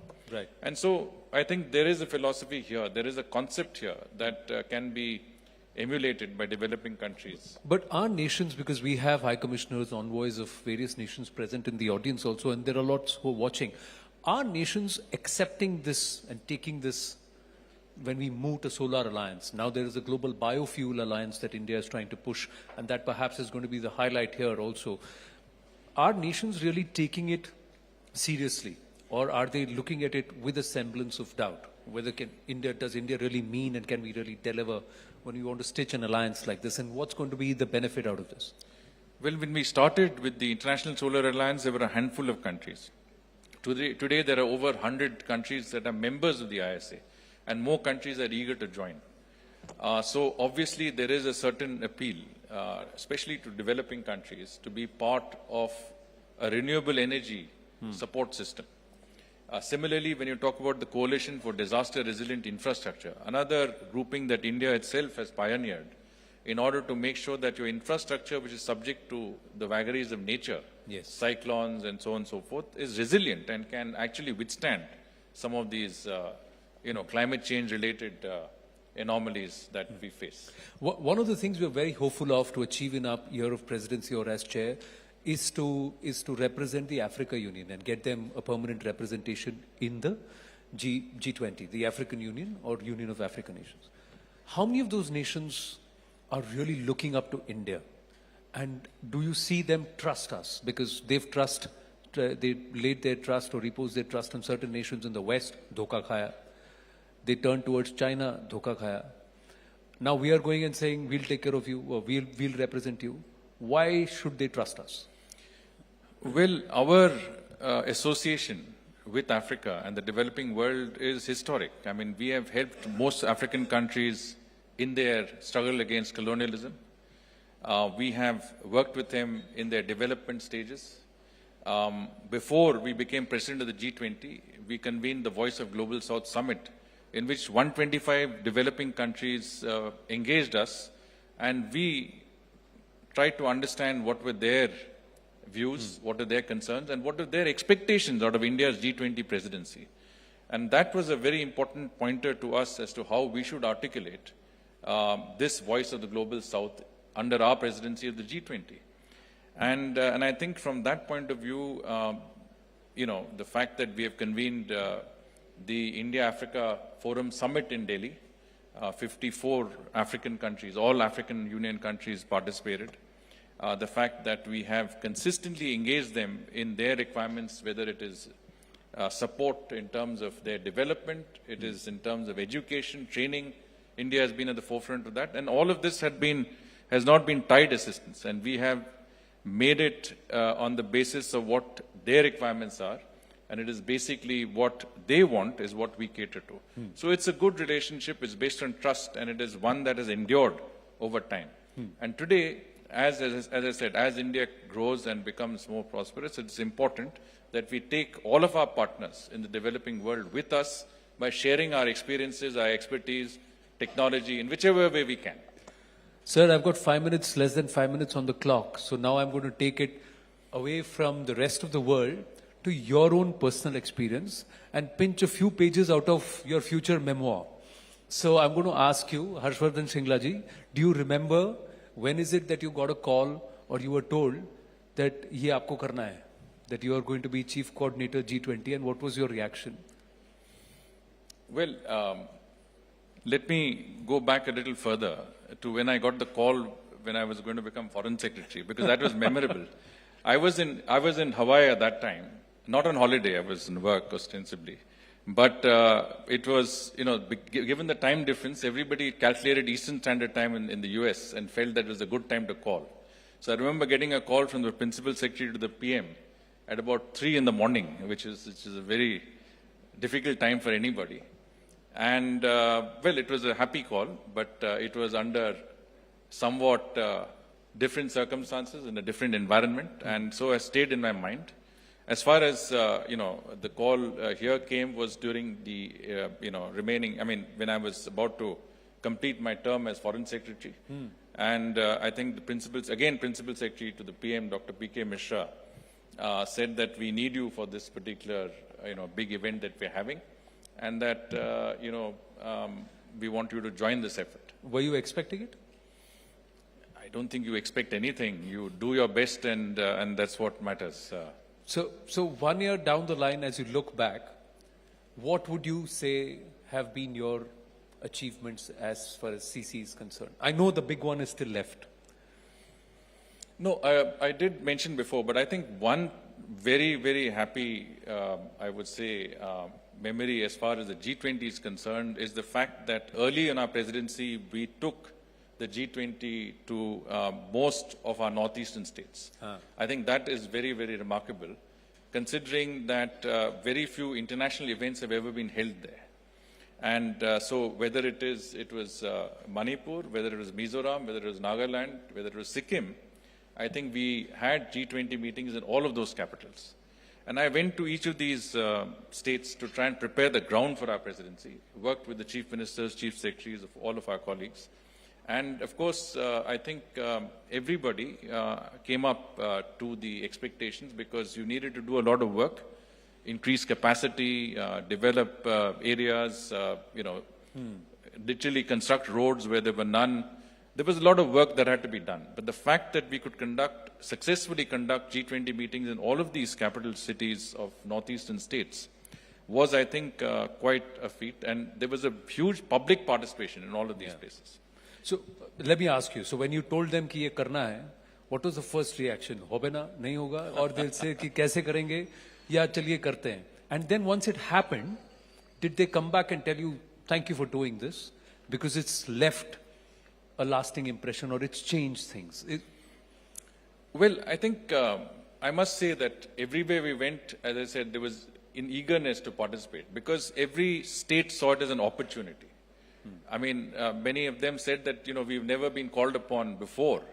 So thank you for giving us this opportunity. And they looked at it as an opportunity and grabbed it with both hands. In other words, came forward with their best, put their best foot forward, provided the best arrangements, the best hospitality, the best cultural performances, the best craftsmen and, handicrafts people together. Essentially, whatever was the representation, the best aspects of those states were put forward. And I think that helped them. And as far as coming back after the event was concerned, I remember a letter that the Vice Chancellor of the Mizoram University wrote to me, saying that thanks to G20, we have a new conference center, we have a new wing, and I think it's done a university a whole lot of good in terms of the confidence that it's given our students, that we can host international events of this stature. So I think that worked out very well also. So final question quickly, you don't need to name the nation, you don't need to name the delegate. It doesn't sound good. But was there anybody who thought that this is a land of snake charmers and their perception changed when they went beyond Delhi? I think that perception changed a good 5 to 10 years ago. There was a time in which you traveled abroad, many of us did, and you were associated with exotica, something different, something on the lines of what you're saying. But today, you're associated with something which is at the cutting edge of technology. Think you're a doctor or a scientist or maybe even a space, scientist or an explorer. So it's a different world and a different ball game, and this is Nayi Bharat, and I think we will see some very, very different dynamics in that regard. Vardhan Shringla ji, always a pleasure speaking with you. Thank you very much. We've not been able to speak with him in his tenure as Foreign Secretary as much as we've been able to engage with him as Chief Coordinator, so that is one good thing. Thank you so much, sir. Thank you so much. Big round of applause for him. Thank you, sir.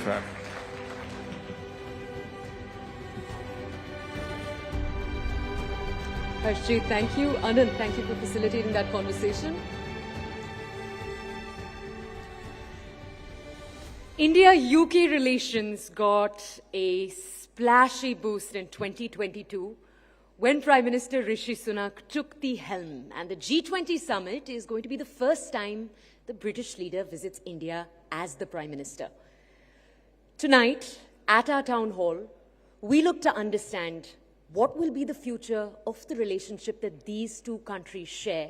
What can it look like, particularly in a larger West versus East dynamic? To understand more, we have with us the British High Commissioner to India, Alex Ellis, who has incidentally continued to expand on his knowledge of both Hindi and Bollywood law. With him, of course, CNN News 18's Zaka Jain. High Commissioner, thank you very much for joining us here. You're a bit of a Twitter sensation here in India, and I'm sure you've been told this before as well. But High Commissioner is just coming back from a trip to Jodhpur. I believe you went to Rajasthan a few days ago, and you've had dal bati churma. How was that like? Magnificent. It's a fantastic dish. I mean, the more time I live in India, the more I appreciate dal, actually. The more you appreciate God. Yeah, Welcome to the land of God. Dal, Dal. Excuse my terrible pronunciation. I mean, India has this fantastic variety. We were hearing just now from Harsh Shringla about that. In everything, and including in its food. And one of the joys of going to a new part of India is to try the new food, whether that is wonderful fish curry I had in Goa, or dal bati, or wherever I go, going to some rasmalai. When I was in KC Das in Kolkata, all these essential parts of visiting India. It's one of its joys.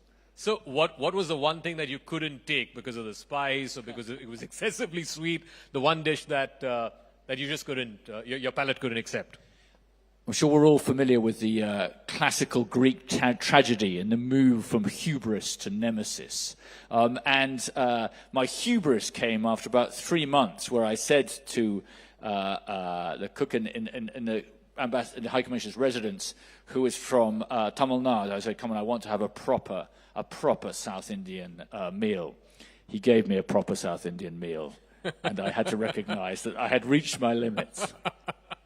All right, let's, one person who's not going to have too much of a problem with spicy Indian food is your big boss back home, Prime Minister Sunak. Have you dialed back to 10 Downing and told him that he's probably going to get mobbed here? I think he's aware that his coming here is a big deal. And his wife coming here as well, Akshata Murthy. This is a big deal. Who in the audience would have imagined that you would have coming as the British Prime Minister and the British Prime Minister's wife, somebody called Rishi Sunak and somebody called Akshata Murthy? That tells you something about how different my country is from the country of even 25 or 30 years ago when I joined the diplomatic service. And I have to say, I'm immensely proud of coming from such a country, representing such a country, which offers such opportunity to so many people now. It's great. You know the memes that were doing the rounds when he became Prime Minister, how India has now conquered Britain, we've avenged 300 years of colonial rule. As High Commissioner, you just sort of shrug that off, or do you cable it back to London? There are some times when you do my job where you take guard, Jasprit Bumrah comes in, and he just puts one straight past your nose. And you go down the pitch, you pat it, you go back and state your stance again. But I would say, and also listening to the very kind introduction I was given, I don't think of this in oppositional terms, East versus West, or, past versus present. I don't need to remind anyone in this country how fast things change. If you think about what's happened in India over the last generation, especially since when I first lived here in 1986, it's an extraordinary transformation of the country, whilst retaining the essence of the country. And that's true in the UK as well. It's not just a revolution, it's just the evolution, a rapid evolution of the way that the UK is. And it's a wonderful thing, as I say. So I don't see it as a kind of past versus present. I see it as about the present and also about the future, and about the future of the UK, and also the future of India as this source of incredible talent around the world. You do say it's not about East versus West or North versus South, but it is increasingly a divided world, a very fractured world. And you're perhaps going to see an illustration of that in the G20. You already know that the leaders of China and Russia are not coming. Because of the war in Ukraine, it's divided the world in a way that we haven't seen for the last maybe generation.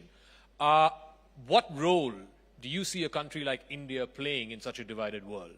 I think it's a very good thing that India has the G20 presidency this year, because I think it is the right country at the right time because of India's capacity to bring different countries together. We were hearing that from Vardhan Shringla about how India goes about doing that. It's a very tough job to be the G20 presidency at the moment because, you're right, one of the kind of four big trends of the world is geopolitical tension and conflict. And that's made much sharper by an autocracy invading its democratic neighbor. And that inevitably forces a reaction. The truth is, of course, that invasion has ripples and repercussions that go well beyond the battle space, terrible as that battle space is. And remember, it's taking place in Ukraine. If you look at what's happening to food prices as a result, by Russia stopping grain leaving the Black Sea, for example, as it has done the last few weeks, that means higher food prices in Haryana. That means less grain going elsewhere. So, unfortunately, the geopolitical tension, and in this case Russia's invasion of Ukraine, is now feeding through and accentuating some of the big problems which, in my view, completely rightly, the Indian G presidency is trying to tackle, like food security, for example. But it's not just the Russia-Ukraine war, is it? I mean, now we are increasingly looking at this great power competition, and, unwittingly or otherwise, you have the US and its partners and allies, the Western partners, UK included, on the one side, and then you have Russia and China on the other. And increasingly, it's becoming difficult for countries not to choose a side. I think each country, and especially a country like India, will choose its own side.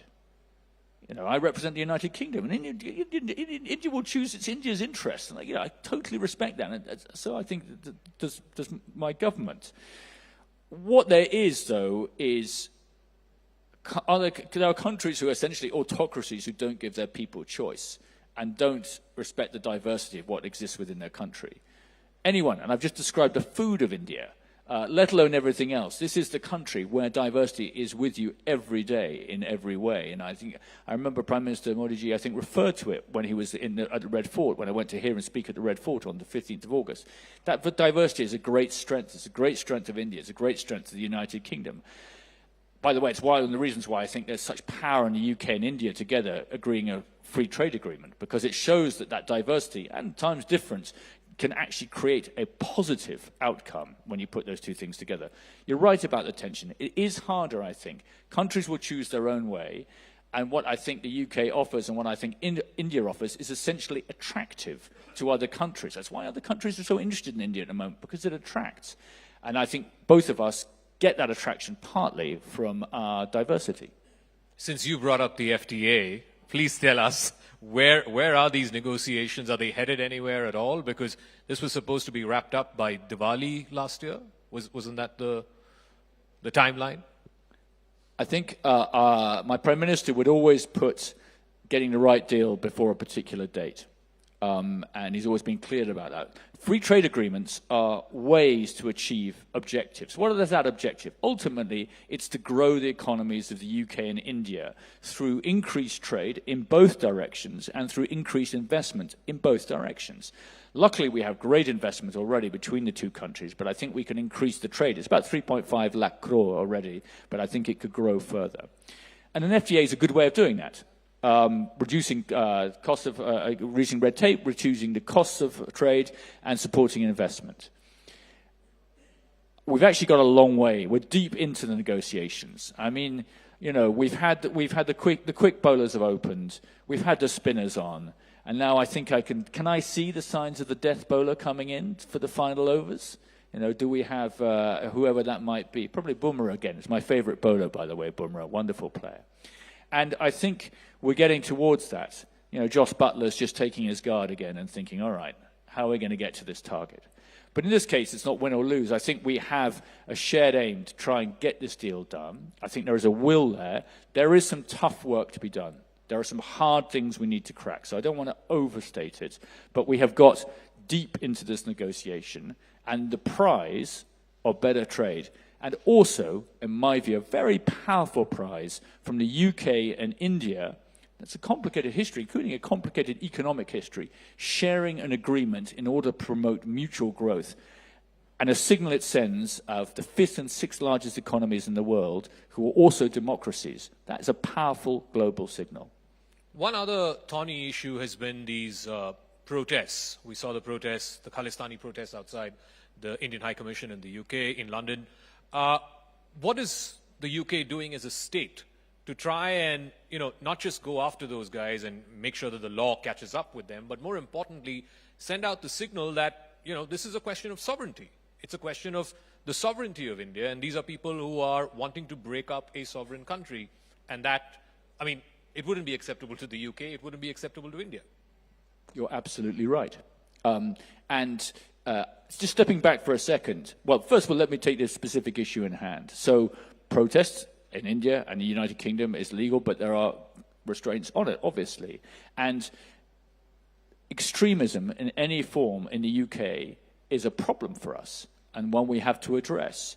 And that's not looking at any particular one form of extremism or another. And extremism, including Khalistani extremism, that's not an India problem. That's a UK problem. To have radicalized youth in the UK attacking this embassy of another country is not okay. So what do we do about it? First of all, if there are grounds for doing so, we arrest people. The police arrest people. They're independent, but they'll make the arrest, as we did in that case. Secondly, we increase security. That's also a signal you're sending about the importance to His Majesty's government of the protection of the diplomatic premises and the diplomats of India. Thirdly, you have to use the full tools, the full range of tools in our toolbox for how you frustrate and disrupt extremist activity. And fourthly, you increase the effort on it. And our security minister was here 3 weeks ago, and he announced we are investing more in creating a better understanding of the issue. You could then cooperate more with the Indian government so that it has consequences. And you're also sending a signal back into extremists in the UK that there is no place for extremism. So you're right, it is not okay, and and we continue to think it is not okay, and more importantly, we act and message exactly on those lines. So can we expect a similar message also on the issue of economic fugitives? We've just seen the pictures of Mr. Lalit Modi and Mr. Moin Qureshi at a famous wedding there. There's also Vijay Mallya. And I know you will say that, there are legal options. They have to exhaust all their legal options. But as I understand, at least in a couple of these cases, the courts have said that they need to be sent back. What is still holding up the extradition, if you will?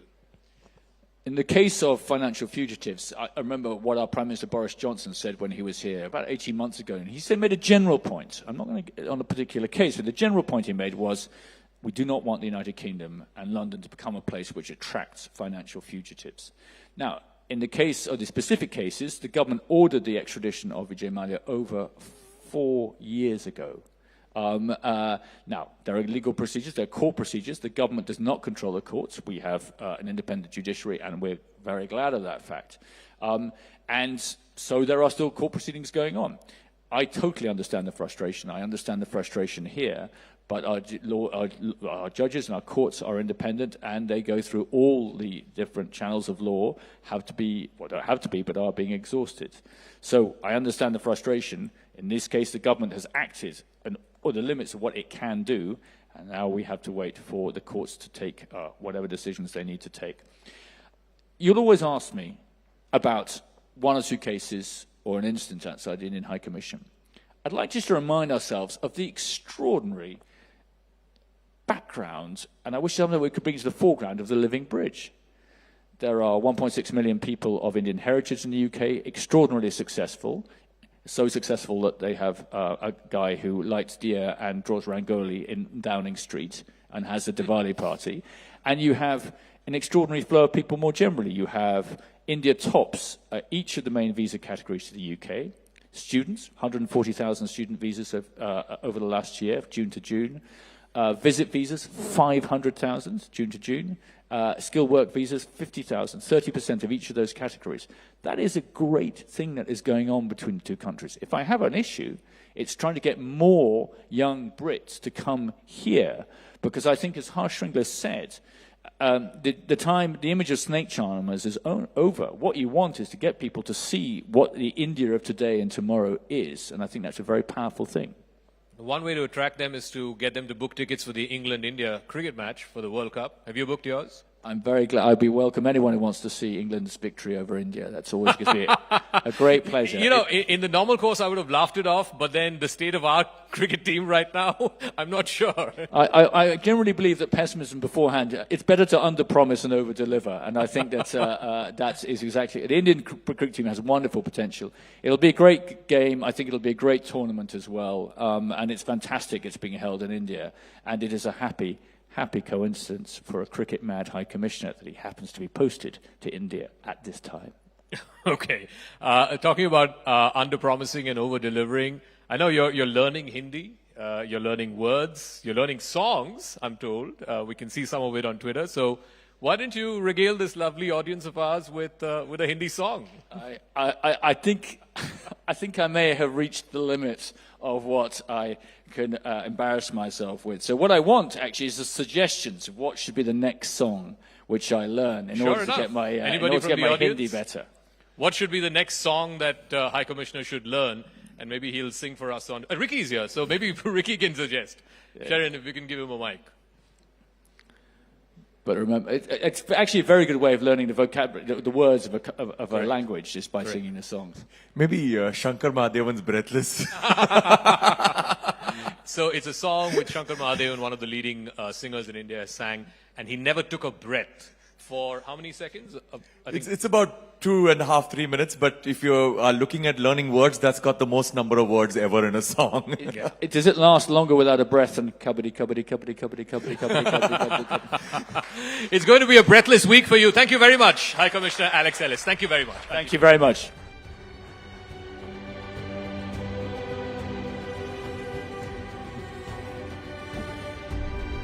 Thank you, Ambassador. Thank you, Zarka.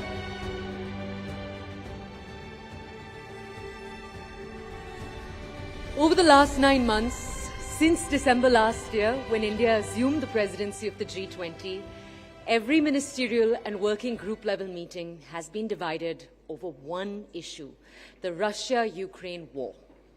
What do trend lines indicate about the possibility of consensus at this G20 summit?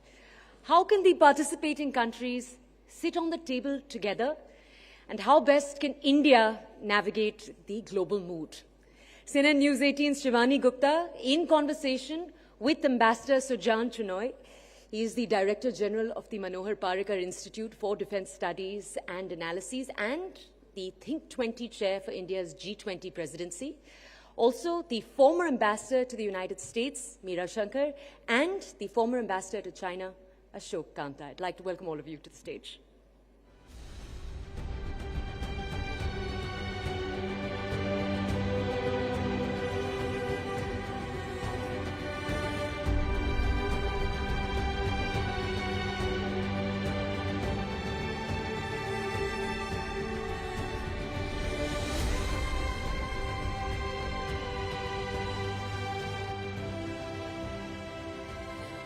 Thank you, Toya, and thank you, ambassadors, for being here. I think I would be underestimating together. I've got about 100 years of diplomatic experience on the stage, without counting me, of course. So we hope to learn from their experience in this world, which is forever changing, the role of India, which is expanding, and of course a world which is being increasingly described as a divided world. But I want to begin by asking all of you, and I'll start with Ambassador Shankar, how does Bharatiya Foreign Service sound? Better than the Indian Foreign Service? Well, we are just used to Indian Foreign Service, but we don't have objection to Bharatiya either. It means the same. It means the same. Sir, would you like to add to it? There's a lot of speculation about India being, how should I put it, I don't know, rebranded as Bharat again or solely as Bharat? Look, I can tell you straight away that over the years, over the decades, the complexion and character of the Indian Foreign Service has changed. Yes. It's far more representative today, just as our cricket teams are far more representative today. It's not just the Maharajas and the, rich people who play cricket today. So I'm quite for Bharatiya Foreign Service or Bharat Foreign Service. Sounds good to me. Well, India, that is Bharat, has been around.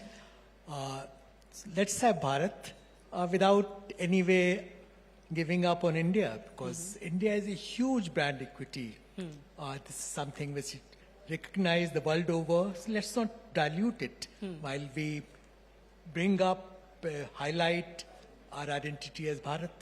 Absolutely. Ambassador Kanta, why don't I begin with you also by understanding from you, how do you think India has made the G20 presidency different? Because, we were speaking to Amitabh Kant earlier, for example, on our event, and the government believes that they've made it a people's presidency versus what most countries deal with it as. Do you agree with that? And how do you think India has managed to put its own stamp on what is the prestigious stage of a G20 presidency? No, I think there's many different ways, India's presidency will be seen to be different. One, obviously, is that we have taken not only G20, but various engagement groups of G20 to different parts of the country. I believe, events have been organized in as many as 60 cities and towns, which is for the first time, G20 presidency is trying. We are setting the bar rather high. This might become the new template, future presidencies. Second point I would like to highlight is that we started our presidency by, raising the voice of Global South.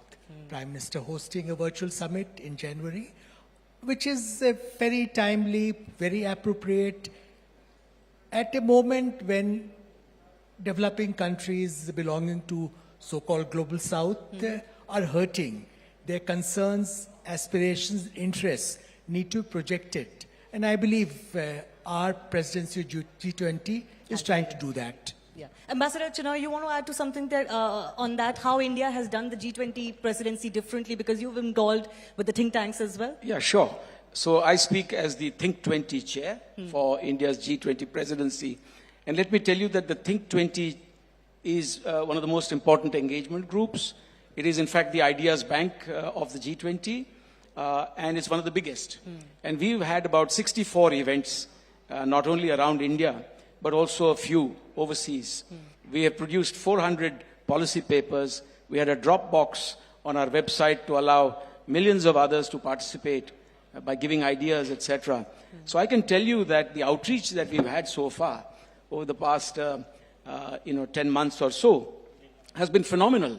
We, in fact, for our summit in Mysore, as for every other meeting, including the mid-year meeting in Mumbai, we have had about 135 scholars participating, representing virtually every major think tank and academic institution in India, but also across the world. There is an international advisory board that I chair, and there too, apart from maybe 3 Indians, the rest are all from different parts of the world. And I think we have actually ensured gender equality. We've ensured that Africa is represented, Latin America is represented, even the major powers are all represented. So I think we've done a phenomenal job. And that, when you take it to the government track of the G20, only gets magnified. Okay. You've seen how much more they've done. So, in other words, India has truly managed to put its own stamp as far as this presidency is concerned. Ambassador Shankar, I want to begin by asking you, because we are, we are working in an environment which is being called very divided. A divided world and a G20 presidency. So I want to begin by asking you first about the entire fallout of the Russia-Ukraine conflict. Do you think India has convincingly managed to turn around the view of America and its allies, NATO countries, etc., on what was India's stand on the conflict, and what do you think helped India in doing so, if so? Well, let me say first that when the G20 was set up at summit level, which was after the financial crisis, the world was more benign. The relationship between the great powers was not so antagonistic, erupting into direct conflict and a proxy war, as we see in Russia and Ukraine today. You also see that the competition between the US and the Western world on the one hand and China on the other is also intensifying, both at the economic, military, and technological level. So you're in a world which is far more fractured, which makes it more difficult to reach consensus in the G20. Now, initially, I think the Western world, and especially the US, had the expectation that India would have a position on Ukraine which would be close to theirs. Yes. But we have our own perspective on these issues, and we have a long-standing relationship with Russia.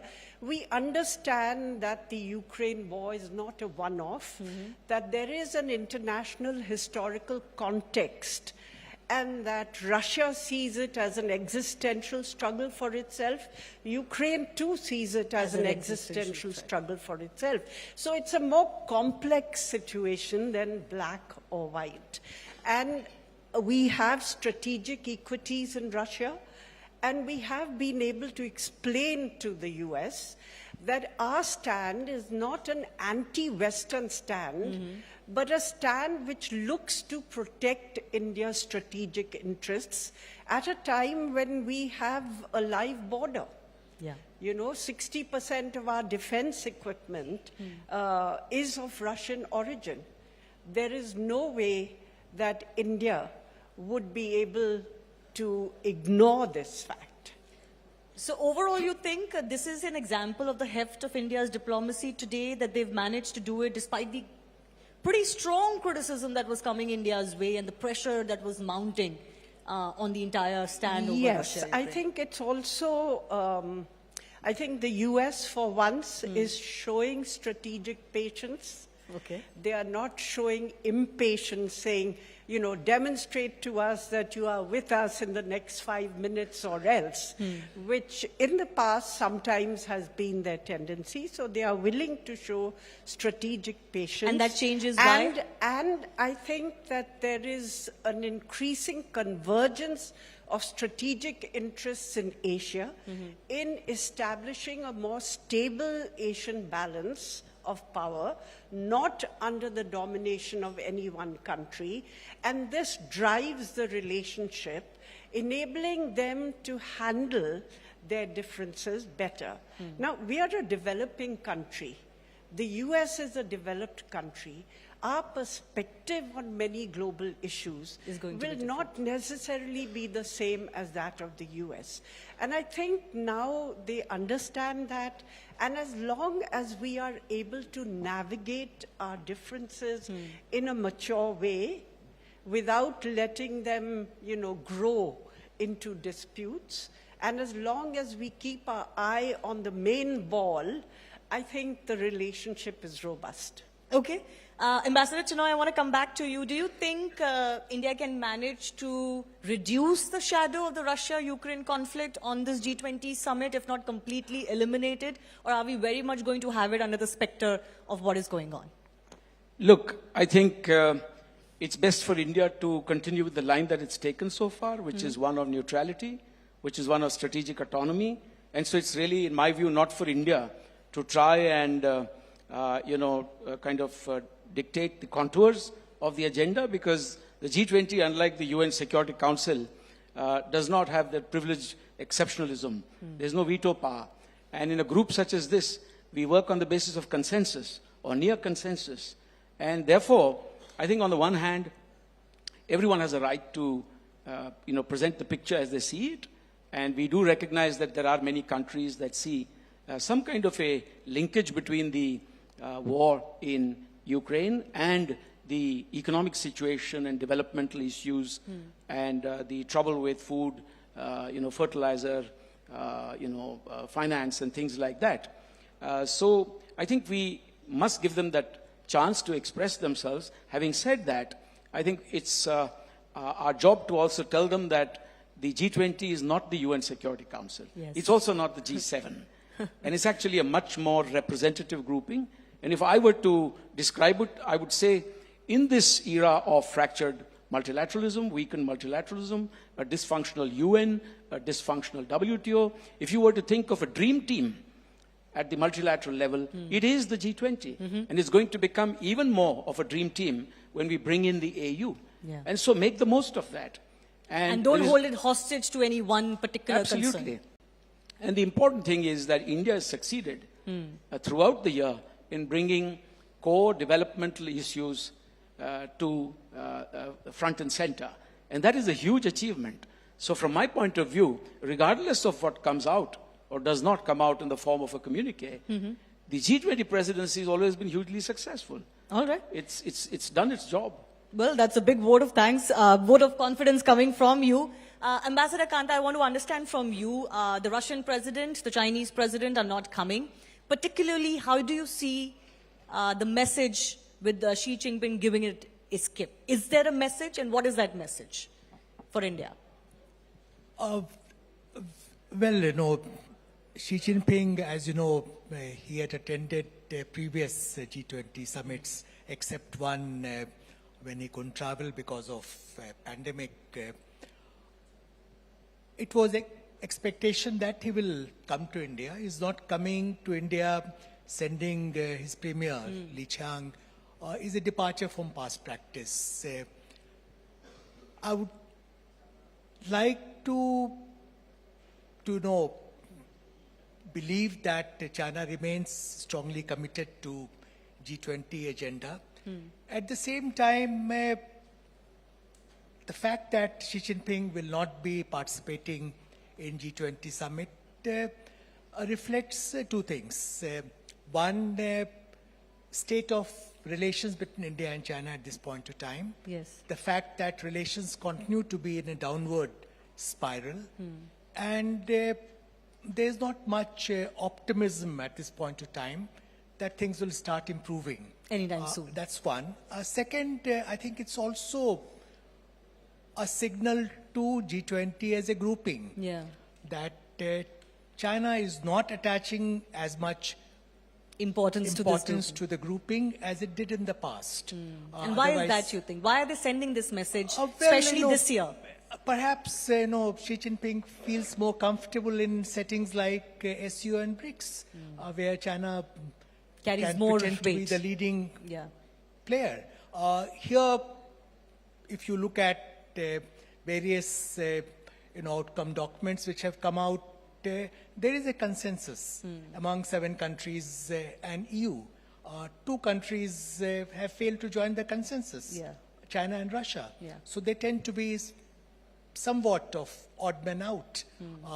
So there will be a degree of discomfort in Xi Jinping's presence, but we can only speculate why he's not coming. Bottom line is that I believe outcomes of G20 summit will not be undermined, impacted in any because of the absence of way, both because of Putin the absence and Xi of Jinping. President Putin and President Xi Jinping. Ambassador Chinna, you want to add to it? I want to ask one supplementary Sure. question. Could I chip in on this first? Yeah, All sure. right. So the fact of the matter is, I wouldn't lose too much sleep over President Xi Jinping not coming. If you look at last year, there were 3 leaders who were not there at Bali. You're aware that Russia, Brazil, and Mexico were represented by ministerial level functionaries. And if you look at the 2021 G20 summit in Rome, no less, and by then, don't forget, Rome had already bought into the BRI. The fact of the matter is that there were 6 leaders who didn't attend that. And that included China, Japan, Russia, and you had Mexico, Saudi Arabia, and South Africa. So it's not a big deal. Leaders sometimes are engrossed with their own priorities. They can't make it. Sometimes they can't make it to the UNGA. And so that's par for the course. And in a system like the Chinese have, which is a centralized system, whether it is President Xi Jinping or whether it's his representative or the premier, by the way, the premier is a very senior person, roughly equivalent in that sense to being like a prime minister in the country. And so they would say the same thing. Country positions are not changed in an ad hoc manner. So it's not a snub No, to it's India. not. It's not a snub. Secondly, I wouldn't quite link the state of India-China relations to whether he came or not, or whether he had a pull-aside brief, meeting in Bali or in Johannesburg. Serious matters like the India-China boundary question do not get resolved in this manner. Okay. And so I think the hype that's created, that if there is a meeting, will there be a meeting, will there not be a meeting, and if there is a meeting, then everything will get sorted out in Ladakh. Well, having spent 42 years on the trot in this space, and we've been colleagues in dealing with the boundary question, I can assure you that the boundary question is a complex issue which has a momentum of its own. But I wanted to ask you a supplementary question. Do you see India-China relationship normalizing anytime soon? He doesn't think there's a lot of optimism right now. What is your take? Well, look, in the long run, given that we will continue to coexist on either side of the Himalayas, and that will happen for hundreds of years, if not for thousands of years, I think it's a given that both sides will have to make an effort to bridge the gaps and to try and make this relationship work. I think successive leaders, whether it was Dr. Manmohan Singh, whether it was and is Prime Minister Modi, all of them have said, and Deng Xiaoping has also said it on the Chinese side, that India and China must give each other equal space and grow together in Asia.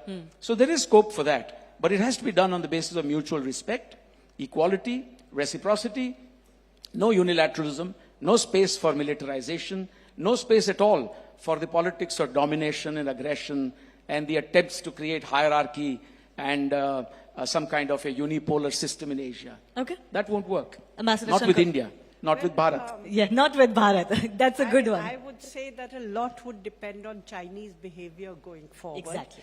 Because what we've seen is a policy that China has adopted with regard to its maritime borders with East Asia and with Southeast Asia and its land borders with India, where it says that its national policy is to establish sovereignty over every inch of Chinese territory. Now, there are disputes with regard to these borders, but if unilateral solutions are sought, I think the relationship will be difficult to mend, and it will impact the relationship going forward. At the same time, our trade and economic ties have continued to grow, though sometimes at our cost, and that needs some kind of rebalancing in a sense. Yes, the effort will be to try to normalize relations, but as I said, a lot depends on Chinese behavior going forward, because India has not been aggressive vis-a-vis China. Well, that's a given, of course. If the Chinese want to mend the relationship with India, they see sense in that, then obviously they will have to come to the table on the terms that you're talking about. But Ambassador Shankar, I do want to ask you, recently there was this Pew survey which said that most Indians believe, 68% of them believe, that India's image has gone up in the world under Prime Minister Narendra Modi. As a former diplomat, how do you see India's image and heft increasing, improving, if that's what you feel? Well, I think India matters in the world as a country, irrespective of leadership. Let me make that quite clear. We are a country of almost 1.5 billion people. Look at that scale. You know, if we eat pizza today, you know, 1 billion people eat pizza today, it does something to the pizza market of the world. So whatever choices we make, whatever we do or do not do is going to impact the world. Secondly, we are a democracy. We have chosen adult franchise at the start of our democracy. Even when we were very poor, we were very illiterate and not homogeneous. And yet we have managed to, what could I say, you know, plow through our difficulties in a consensual way with mutual accommodation of new political groupings, bringing people who were marginalized into the process and adjusting. So that's the second reason why India matters. The third is our economy, which has been growing at a rate which, at the present juncture in particular, when a lot of countries face economic headwinds, is a cause for optimism that the Indian economy has reached a level of maturity where it is able to handle these crises and yet emerge intact.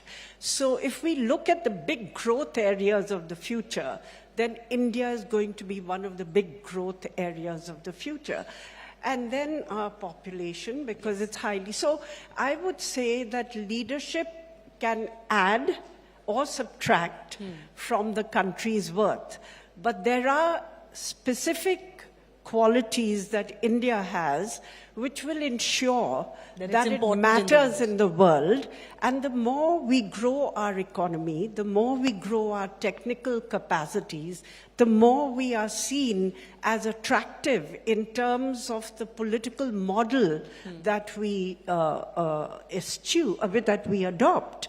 Then I think, you know, we will matter more. Our weight will go up, and leadership will, you know, I would say, not be the key factor in terms of determining India's weight in the international system, though it can add to it. It can add to it. Well, certainly the public, as far as the Pew survey is concerned, felt that under the leadership of Prime Minister Narendra Modi, India's image and heft has increased by 68% of the public that was surveyed at least felt so.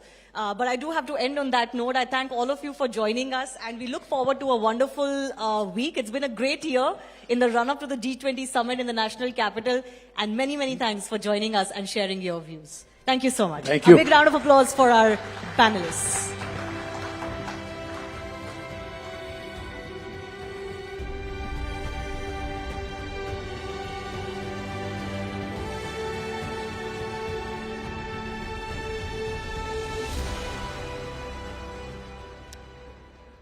All right, we've made it now to our last conversation of the night.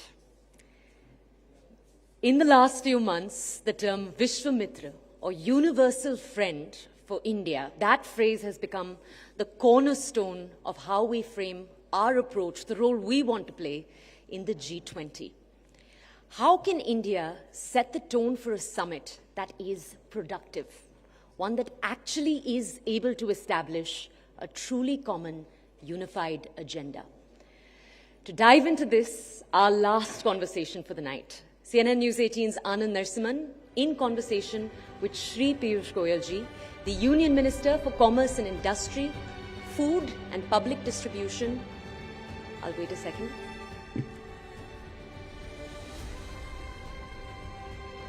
He's, of course, also the leader of the House in the Rajya Sabha.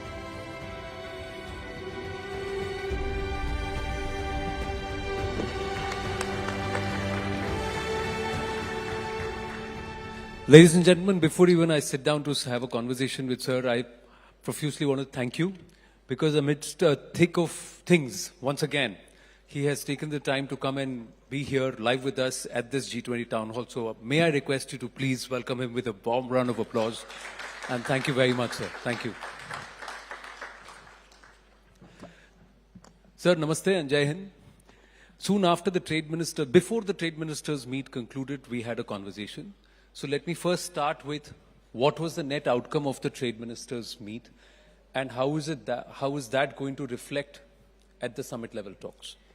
Thank you, Anand, and compliments to CNN News 18 for organizing this town hall so that more and more people recognize the importance of the G20 presidency and the significant gains that India will have thanks to our ability to bring convergence amongst countries with diverse opinions, our ability to talk for the global south, the developing nations, less developed countries, and the convergence of ideas, particularly with regard to the development priorities of the world, is truly going to help not only India but people across the world. So I'm glad that you have given all of us an opportunity to deliberate and discuss on the huge potential outcomes of the G20. I met you just before the trade and investment ministers meeting concluded. I'm happy to share with you that we came up with some significant deliverables in that meeting. There were many items which were for the first time agreed upon by all the nations. For example, we gave a Jaipur call for action where we are hoping we'll be able to create opportunities for the MSMEs amongst all the G20 countries and invitee nations and see how MSMEs get better data and information, which often is missing in their work. Similarly, we were able to look at creating a compendium of all the global value chains. There's so many different value chains. For example, mobile manufacturing is a huge global value chain where now people are looking for trusted partners. And India has started playing an increasingly important role in that chain. Like that, other developing countries, less developed countries also should get such opportunities. So we're going to be mapping such global value chains. Similarly, we talked about digitalization of trade documents. There's so many plethora of documents and such confusion in the entire trade, particularly the logistics trade, that very often small business persons lose out on this, on the ability to participate in international trade. We have all collectively agreed on digitalization of such trade, international trade documents, which will not only benefit trade, but also give India and our software companies and our IT companies business opportunities.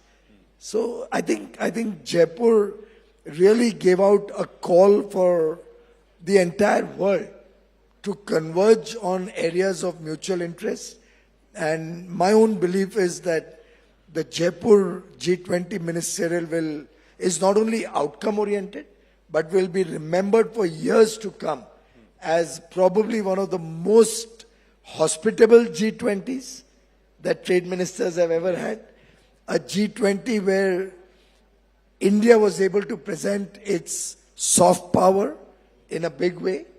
A G20 in which we were able to bring convergence on trade issues amongst very diverse opinions, particularly amongst the developed countries and less developed countries. So truly very, very redeeming and satisfying for India. PM Narendra Modi has spoken with Money Control and he's given an interview where he said that the fact that the Troika is with the developing nations, so Indonesia, India and Brazil, also shows that the focus is shifting and that we will champion the cause of developing nations. Your thoughts on that?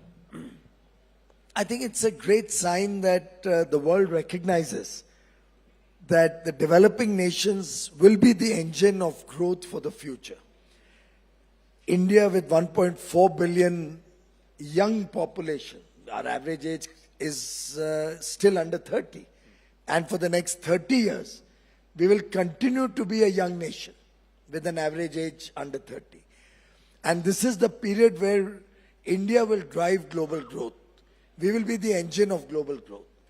As aspirations of young India increase, as more and more youngsters start looking for the finer things of life, looking for ease of living, looking for comfort, and as income levels rapidly rise in India, we are going to be the demand driver for goods and services across the world.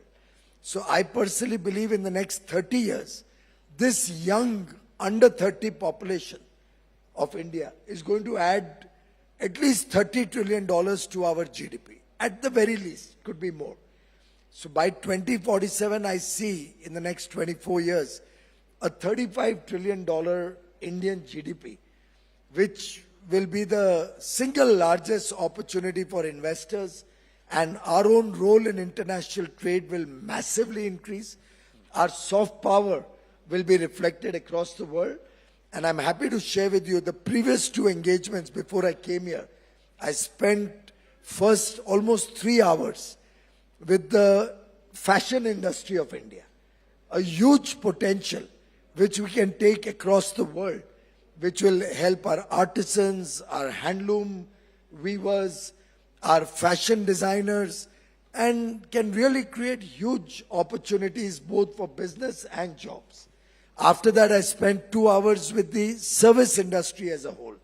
Healthcare, education, tourism, the IT industry, NASSCOM was represented there. The MICE sector, where we are going to make rapid strides in the days to come. Gradually, the focus will be to get the world's biggest exhibitions and conferences and seminars in India. And we are building the ecosystem and infrastructure for that.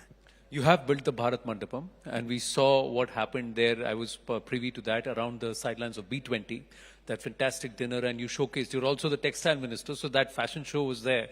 So the question was that time and again this conversation happens, that we want to do something with textiles, we want to do something with services. But are our entrepreneurs, our designers really taking the bite? Are they really ready to take the leap? Well, there seems to be a reluctance I tell you, I started my conversation with the fashion designers by thanking them because the top designers were all in the room from various parts of India, absolutely the top designers. And they all acknowledged that it's probably the first time that they've all got together in one room. And we had invited 22. 21 of them participated. Oh, fantastic. And one who didn't come, by coincidence, somebody else came into the room. So we had a full house. And we had, let me tell you, a designer of the fame of Manish Malhotra who joined in from London because he was not in India. I'm just sharing with you the excitement in the industry, the confidence the industry has in Prime Minister Modi's leadership, and the fact that when Mr. Modi is presenting the soft power to the world, he means business. And when he presents, his government presents, the world will take note. And they acknowledge that this is the first time so many of them from, and all reputed names, have got together in one room.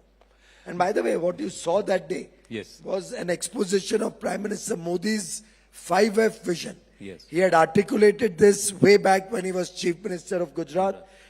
The farm to fiber, fiber to fabric, fabric to fashion, and fashion to foreign. This 5F vision is going to define India's foray into the world in the textile sector. It's going to provide millions of our young boys and girls with new opportunities. It's going to give a new lease of life to our artisans, to our weavers, to people associated with the khadi sector, handloom sector. And going forward, I think it's going to add tremendous value and a value proposition for the entire textile sector. Sir, आप trade minister भी हैं, commerce minister हैं, आप chartered accountant भी हैं. So I don't need to explain to you return on investment and profit and loss. So lot of the questions are around how competitive are we. So from the Indian entrepreneur, manufacturer, designer point of view, am I going to be competitive in the international market? And from the international point of view, is the India market not just attractive because of potential, but also in terms of doing business? So where are we there? Of course, India doesn't market itself only as a cost competitive nation. We are cost competitive.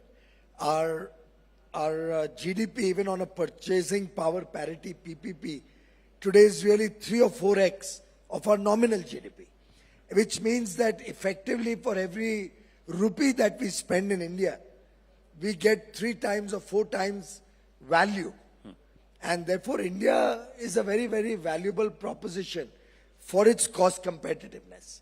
Having said that, what we are marketing today is the competence, the skills, and the talent of young India. What we are marketing today is a stable political story.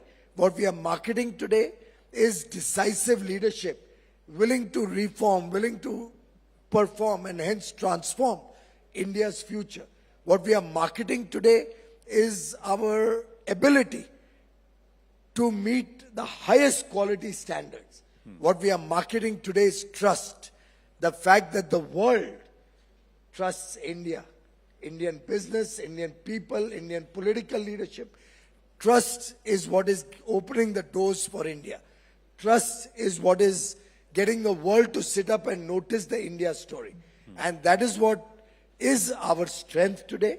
And that is what I think going forward is going to power the growth engine of India to a $35 trillion developed nation by 2047. So that was going to be my next question. Do they really trust us? Because especially if you look at developing nations, African nations, nations in the Asia-Oceania region, whoever they have relied on has come back and stabbed them or used them, exploited them. Why should they trust The good India? part about India is that India has never been an expansionist country. India has always been a friendly country. India has never tried to expand its borders. India has never had hidden subsidies or hidden laws and principles of working. Everything we do in India is transparent. For as little as 10 cents, you can get any paper in the government of India. Our openness is legendary. And therefore the world knows that we do what we say and we say what we do. And that is our strength. We make promises which we can perform on, which we can deliver on. A case in point is when COVID hit India and the rest of the world. Almost throughout the world you saw disruption. Yeah. India saw orderly transition. Even when we had the lockdown, we engaged with our industry, we engaged with our service sector, so much so that through the lockdown and the entire 2-year COVID period, we did not let down a single international commitment that India or Indian business made to the world. In fact, we quickly rejigged our work processes. We allowed work from home faster than anybody else in the world.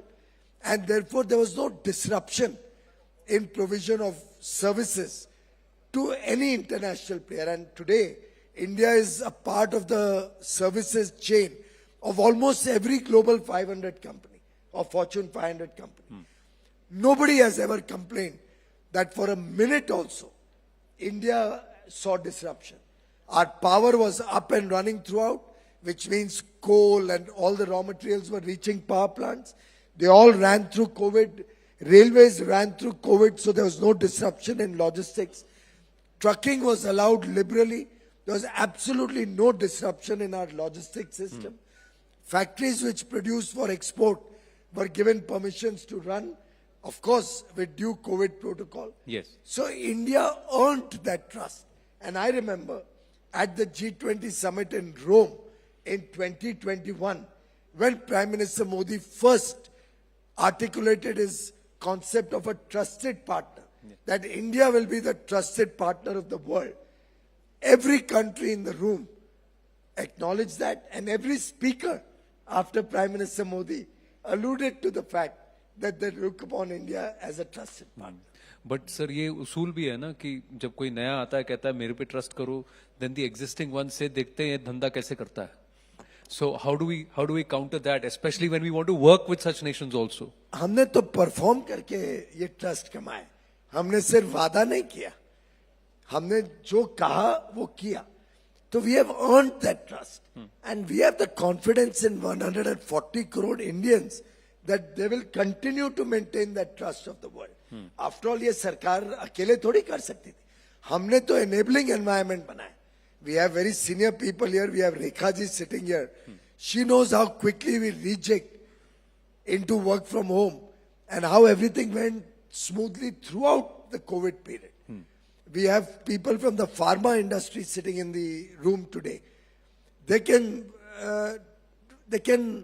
be a beacon of hope for the world because we did not let down a single country which needed medicines that were available in India.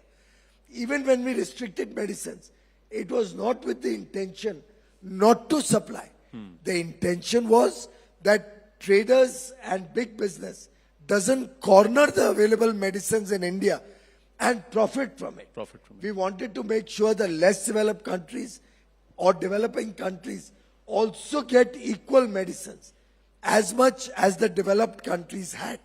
So while we supplied to Europe and America, we made sure that every Pacific Island nation, every Caribbean nation, every African nation who needed any medicine, who needed vaccines, our neighbors, Bangladesh, Nepal, Bhutan, nobody ever had to be concerned that they will have to pay an arm and a leg for medicines, vaccines. In fact, more than 100 countries got medical supplies free of charge from India through our government-to-government funding. And I must, for your viewers to know why we have earned that trust, share a small story, if you give me 2 or 3 minutes. Please, go ahead, sir. Ladies and gentlemen, I received a call from the G20 Sherpa of Germany, who was also the advisor to the then Chancellor, Honorable Angela Merkel. His name was Henrik. Lars Henrik. I'm giving the name so that it's verifiable. Lars Henrik called me up and we were discussing some medicines and some medical supplies that they required. So he gave out a laundry list. I was making my notes and I was assuring him, because I knew most of those things were available, that we'll make those supplies available. Even before the conversation ended, he said, Chancellor Merkel has asked me to also convey to you that we would like to give a 35 million euro grant to support India in its fight against COVID. I said, Henrik, that's not for me to discuss with you. It's not my remit. That's something which you will have to discuss or offer to the Ministry of Finance. And you can discuss with them what terms, what you want to give, what you don't want to give. What we are discussing is your medical supplies. And there's no linkage between the two. It's not as if I'll give you those medical supplies. It's not transactional. Because you're giving us this grant. He said, no, Piyush, there's more to it. We also want to give a 200 million euro long-term development finance, development aid to India, which you can repay over a very long period, and probably it was interest-free or something. I said, Henrik, you're missing the point. I can't discuss this. It's not my remit. And the medicines are not contingent to all of this. You can discuss that separately with finance. And to this date, friends, Anand, to this day, I don't know whether India accepted that 35 million or that 200 million. I don't know what happened about it. Did that conversation proceed? Whether they offered it again, whether we accepted it, I don't know. I've never bothered to find out. Because what we gave them at our regular prices, no profiteering, was medical supplies which Germany needed. They got all of that. There was no quid pro quo. And that is why I say Prime Minister Narendra Modi has brought a leadership to this country which has earned the trust of the world. Very well said there, sir. And if this trust manifests and we are able to deliver and continue to live upon that, it's only good for us. But my point of view was not just from the internal perspective that we will deliver or the 140 crore Indians will deliver. It's about the others who are also watching us grow. And on the face of it, they will tell you, हाँ, अच्छा, करो, करो. And then पीछे से they'll say, देखते हैं कैसे करता है. You know, so how do you deal with that? And do you see that happening? And when you enter the room, you know what the intent is. So how do you work through that, especially when we are positioning ourselves as a bridge nation? I'll come to that later. Ji. Anand, of late, a lot of countries and a lot of group of countries have been engaged with India and increasingly continue to want to engage with India, to have free trade agreements with us, to expand their trading and business relations with us, to make it easier to do two-way trade with India. All of these are signs of an economy that is being respected and an economy which holds tremendous potential as the world perceives it today. So, I mean, I have nations approaching me literally every couple of weeks. Another nation adds on to the list of countries who want to negotiate a free trade agreement with India. We don't have any more bandwidth. Half the times we are struggling with 2 shifts. So I have a person negotiating with UK in the morning and possibly concluding the final agreement with Australia in the late evening when it's morning hours in Australia. The Australian ambassador is here. He's in the... So we are all the time kind of literally struggling, giving dates and engaging with different countries. That's the level of demand to expand business with India that we are finding across the world. And this is a two-way traffic. This will help Indian businesses. This will help, I'm sure, greater engagement on both sides in different areas. Everybody has some competitive strengths. Michael Porter's theory does hold true. Correct. That we, each country, each nation, the comparative advantage of nations, everybody has a competitive edge. We want to market certain things. They want to market certain things. It'll be a win-win, obviously, for both sets of negotiating parties. Otherwise, an agreement can never last long. That is one signal that people want to engage more. Now, as regards the naysayers or as regards those people who are always worried and who see a devil in everything that's happening, those who are worried and negotiate from a position of weakness, from a position of being scared, they will never grow in life.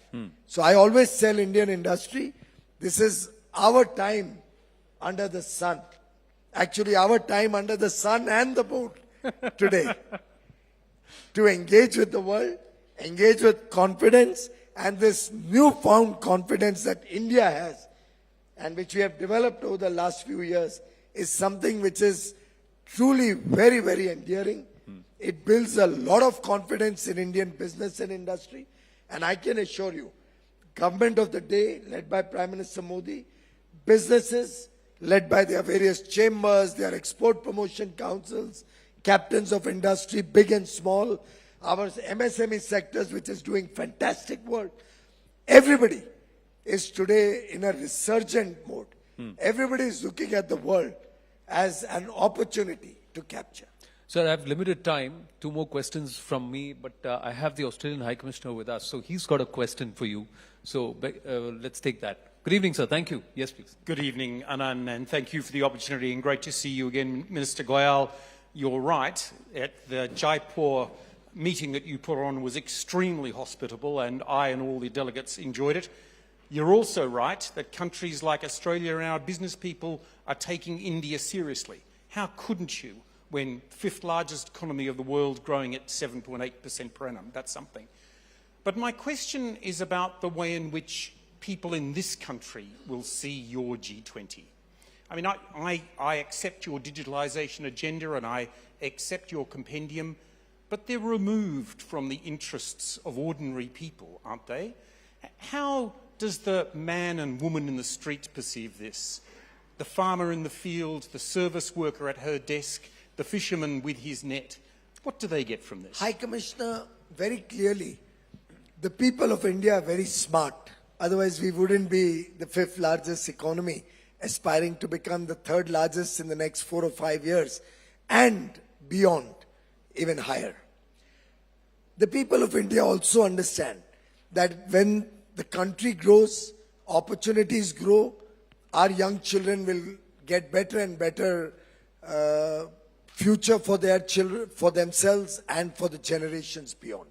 Our fishermen recognize that as we expand trading relations with Australia, with UK, with EU, with Canada, with the US through the IPEF, with the GCC countries, with EFTA, the Switzerland and other neighboring countries consortium, as Peru, Uruguay, everybody wants to increase relations and get into FTAs with India. All of these will open the doors for the fishermen to sell their produce, for our farmers to sell their produce to the world. As food processing grows in India, we'll obviously be able to meet the increasing needs of a growing middle class, expected to cross 700 million by 2030. Of the 13.5 crore or 135 million people who've come out of poverty in the last 5 years, they all want good quality products. They all want packaged foods. And our exports are also growing. All of this ultimately translates to our farmer getting a better value for his produce.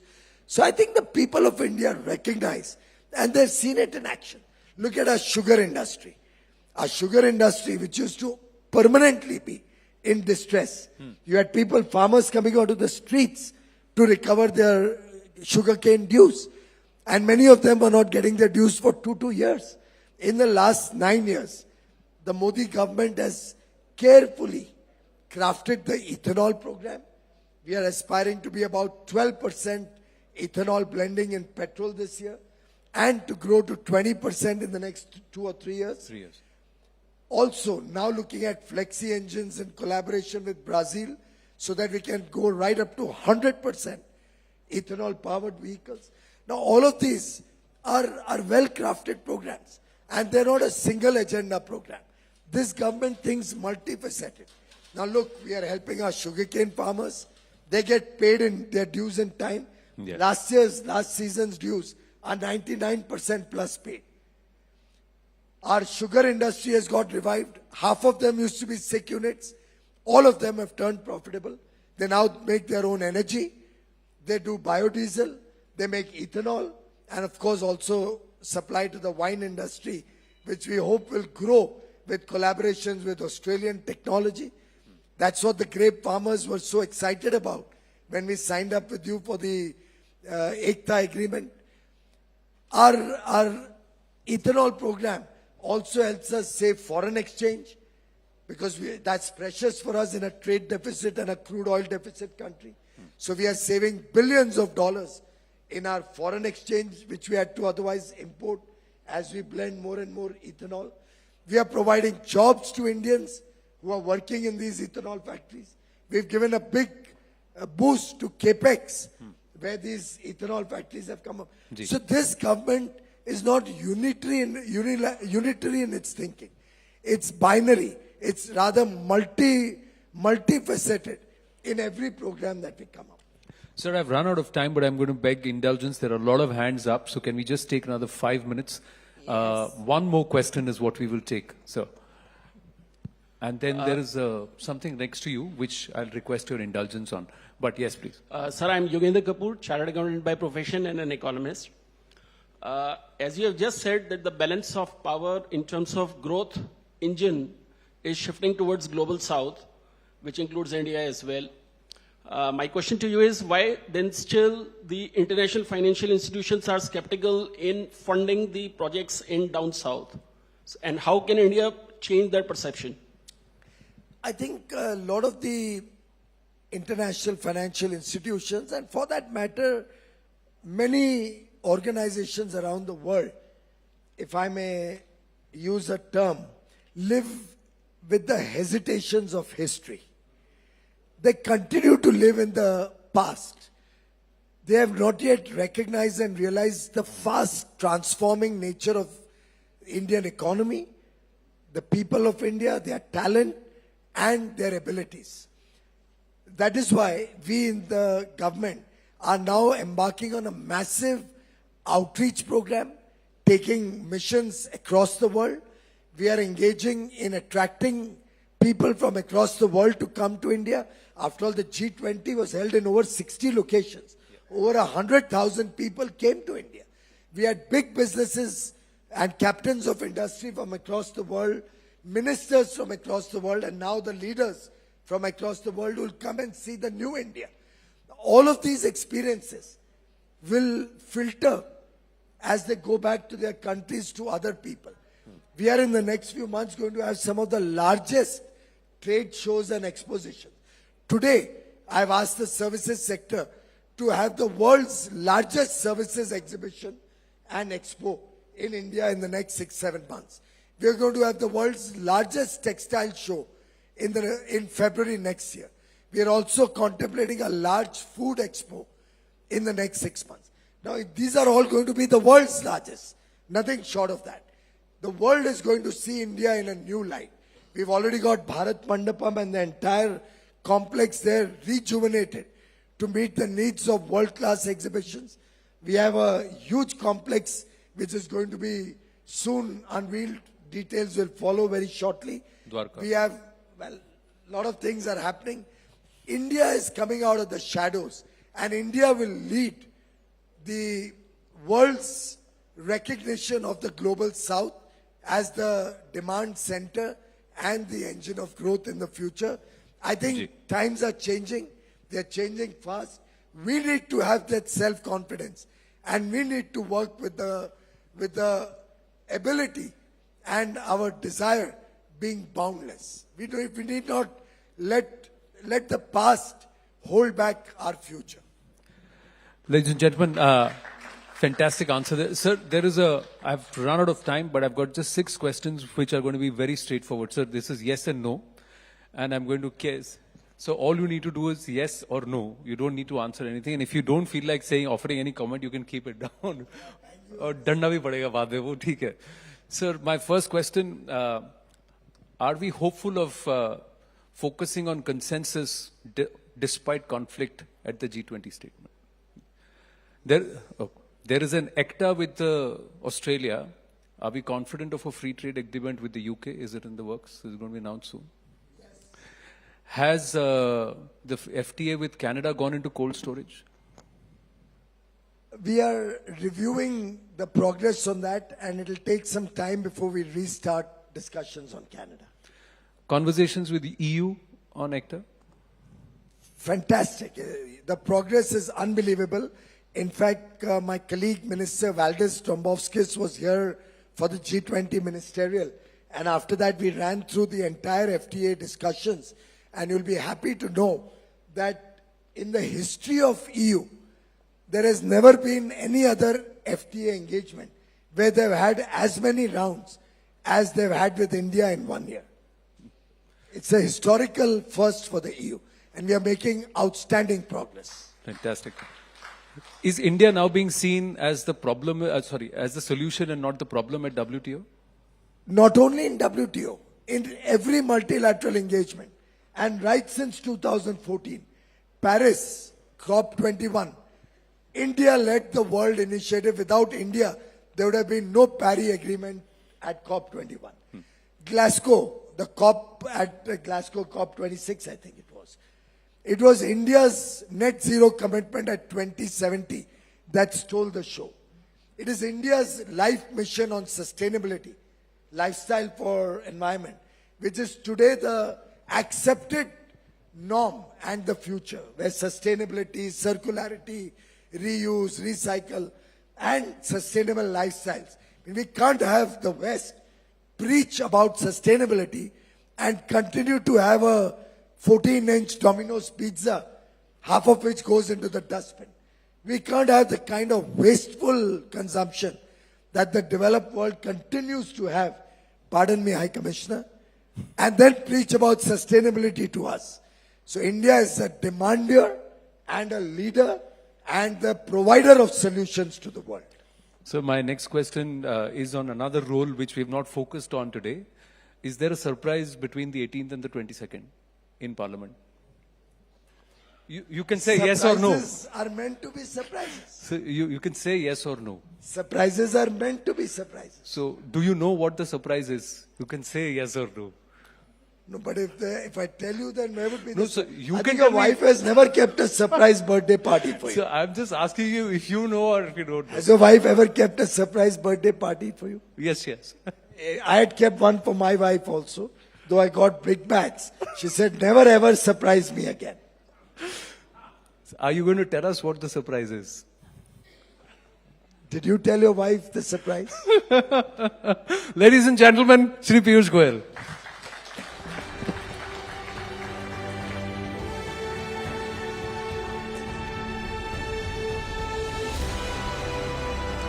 Ladies and gentlemen, if I could ask you to give one more round of applause for the Union Minister. With that conversation, CNN News 18's G20 Town Hall comes to an end. A big thank you once again to Shri Piyush Goyal ji and Anand. We'd also like to thank our sponsors once again, Reliance Industries Limited, Yes Bank and Volkswagen. Ladies and gentlemen, do join us. There's dinner right outside.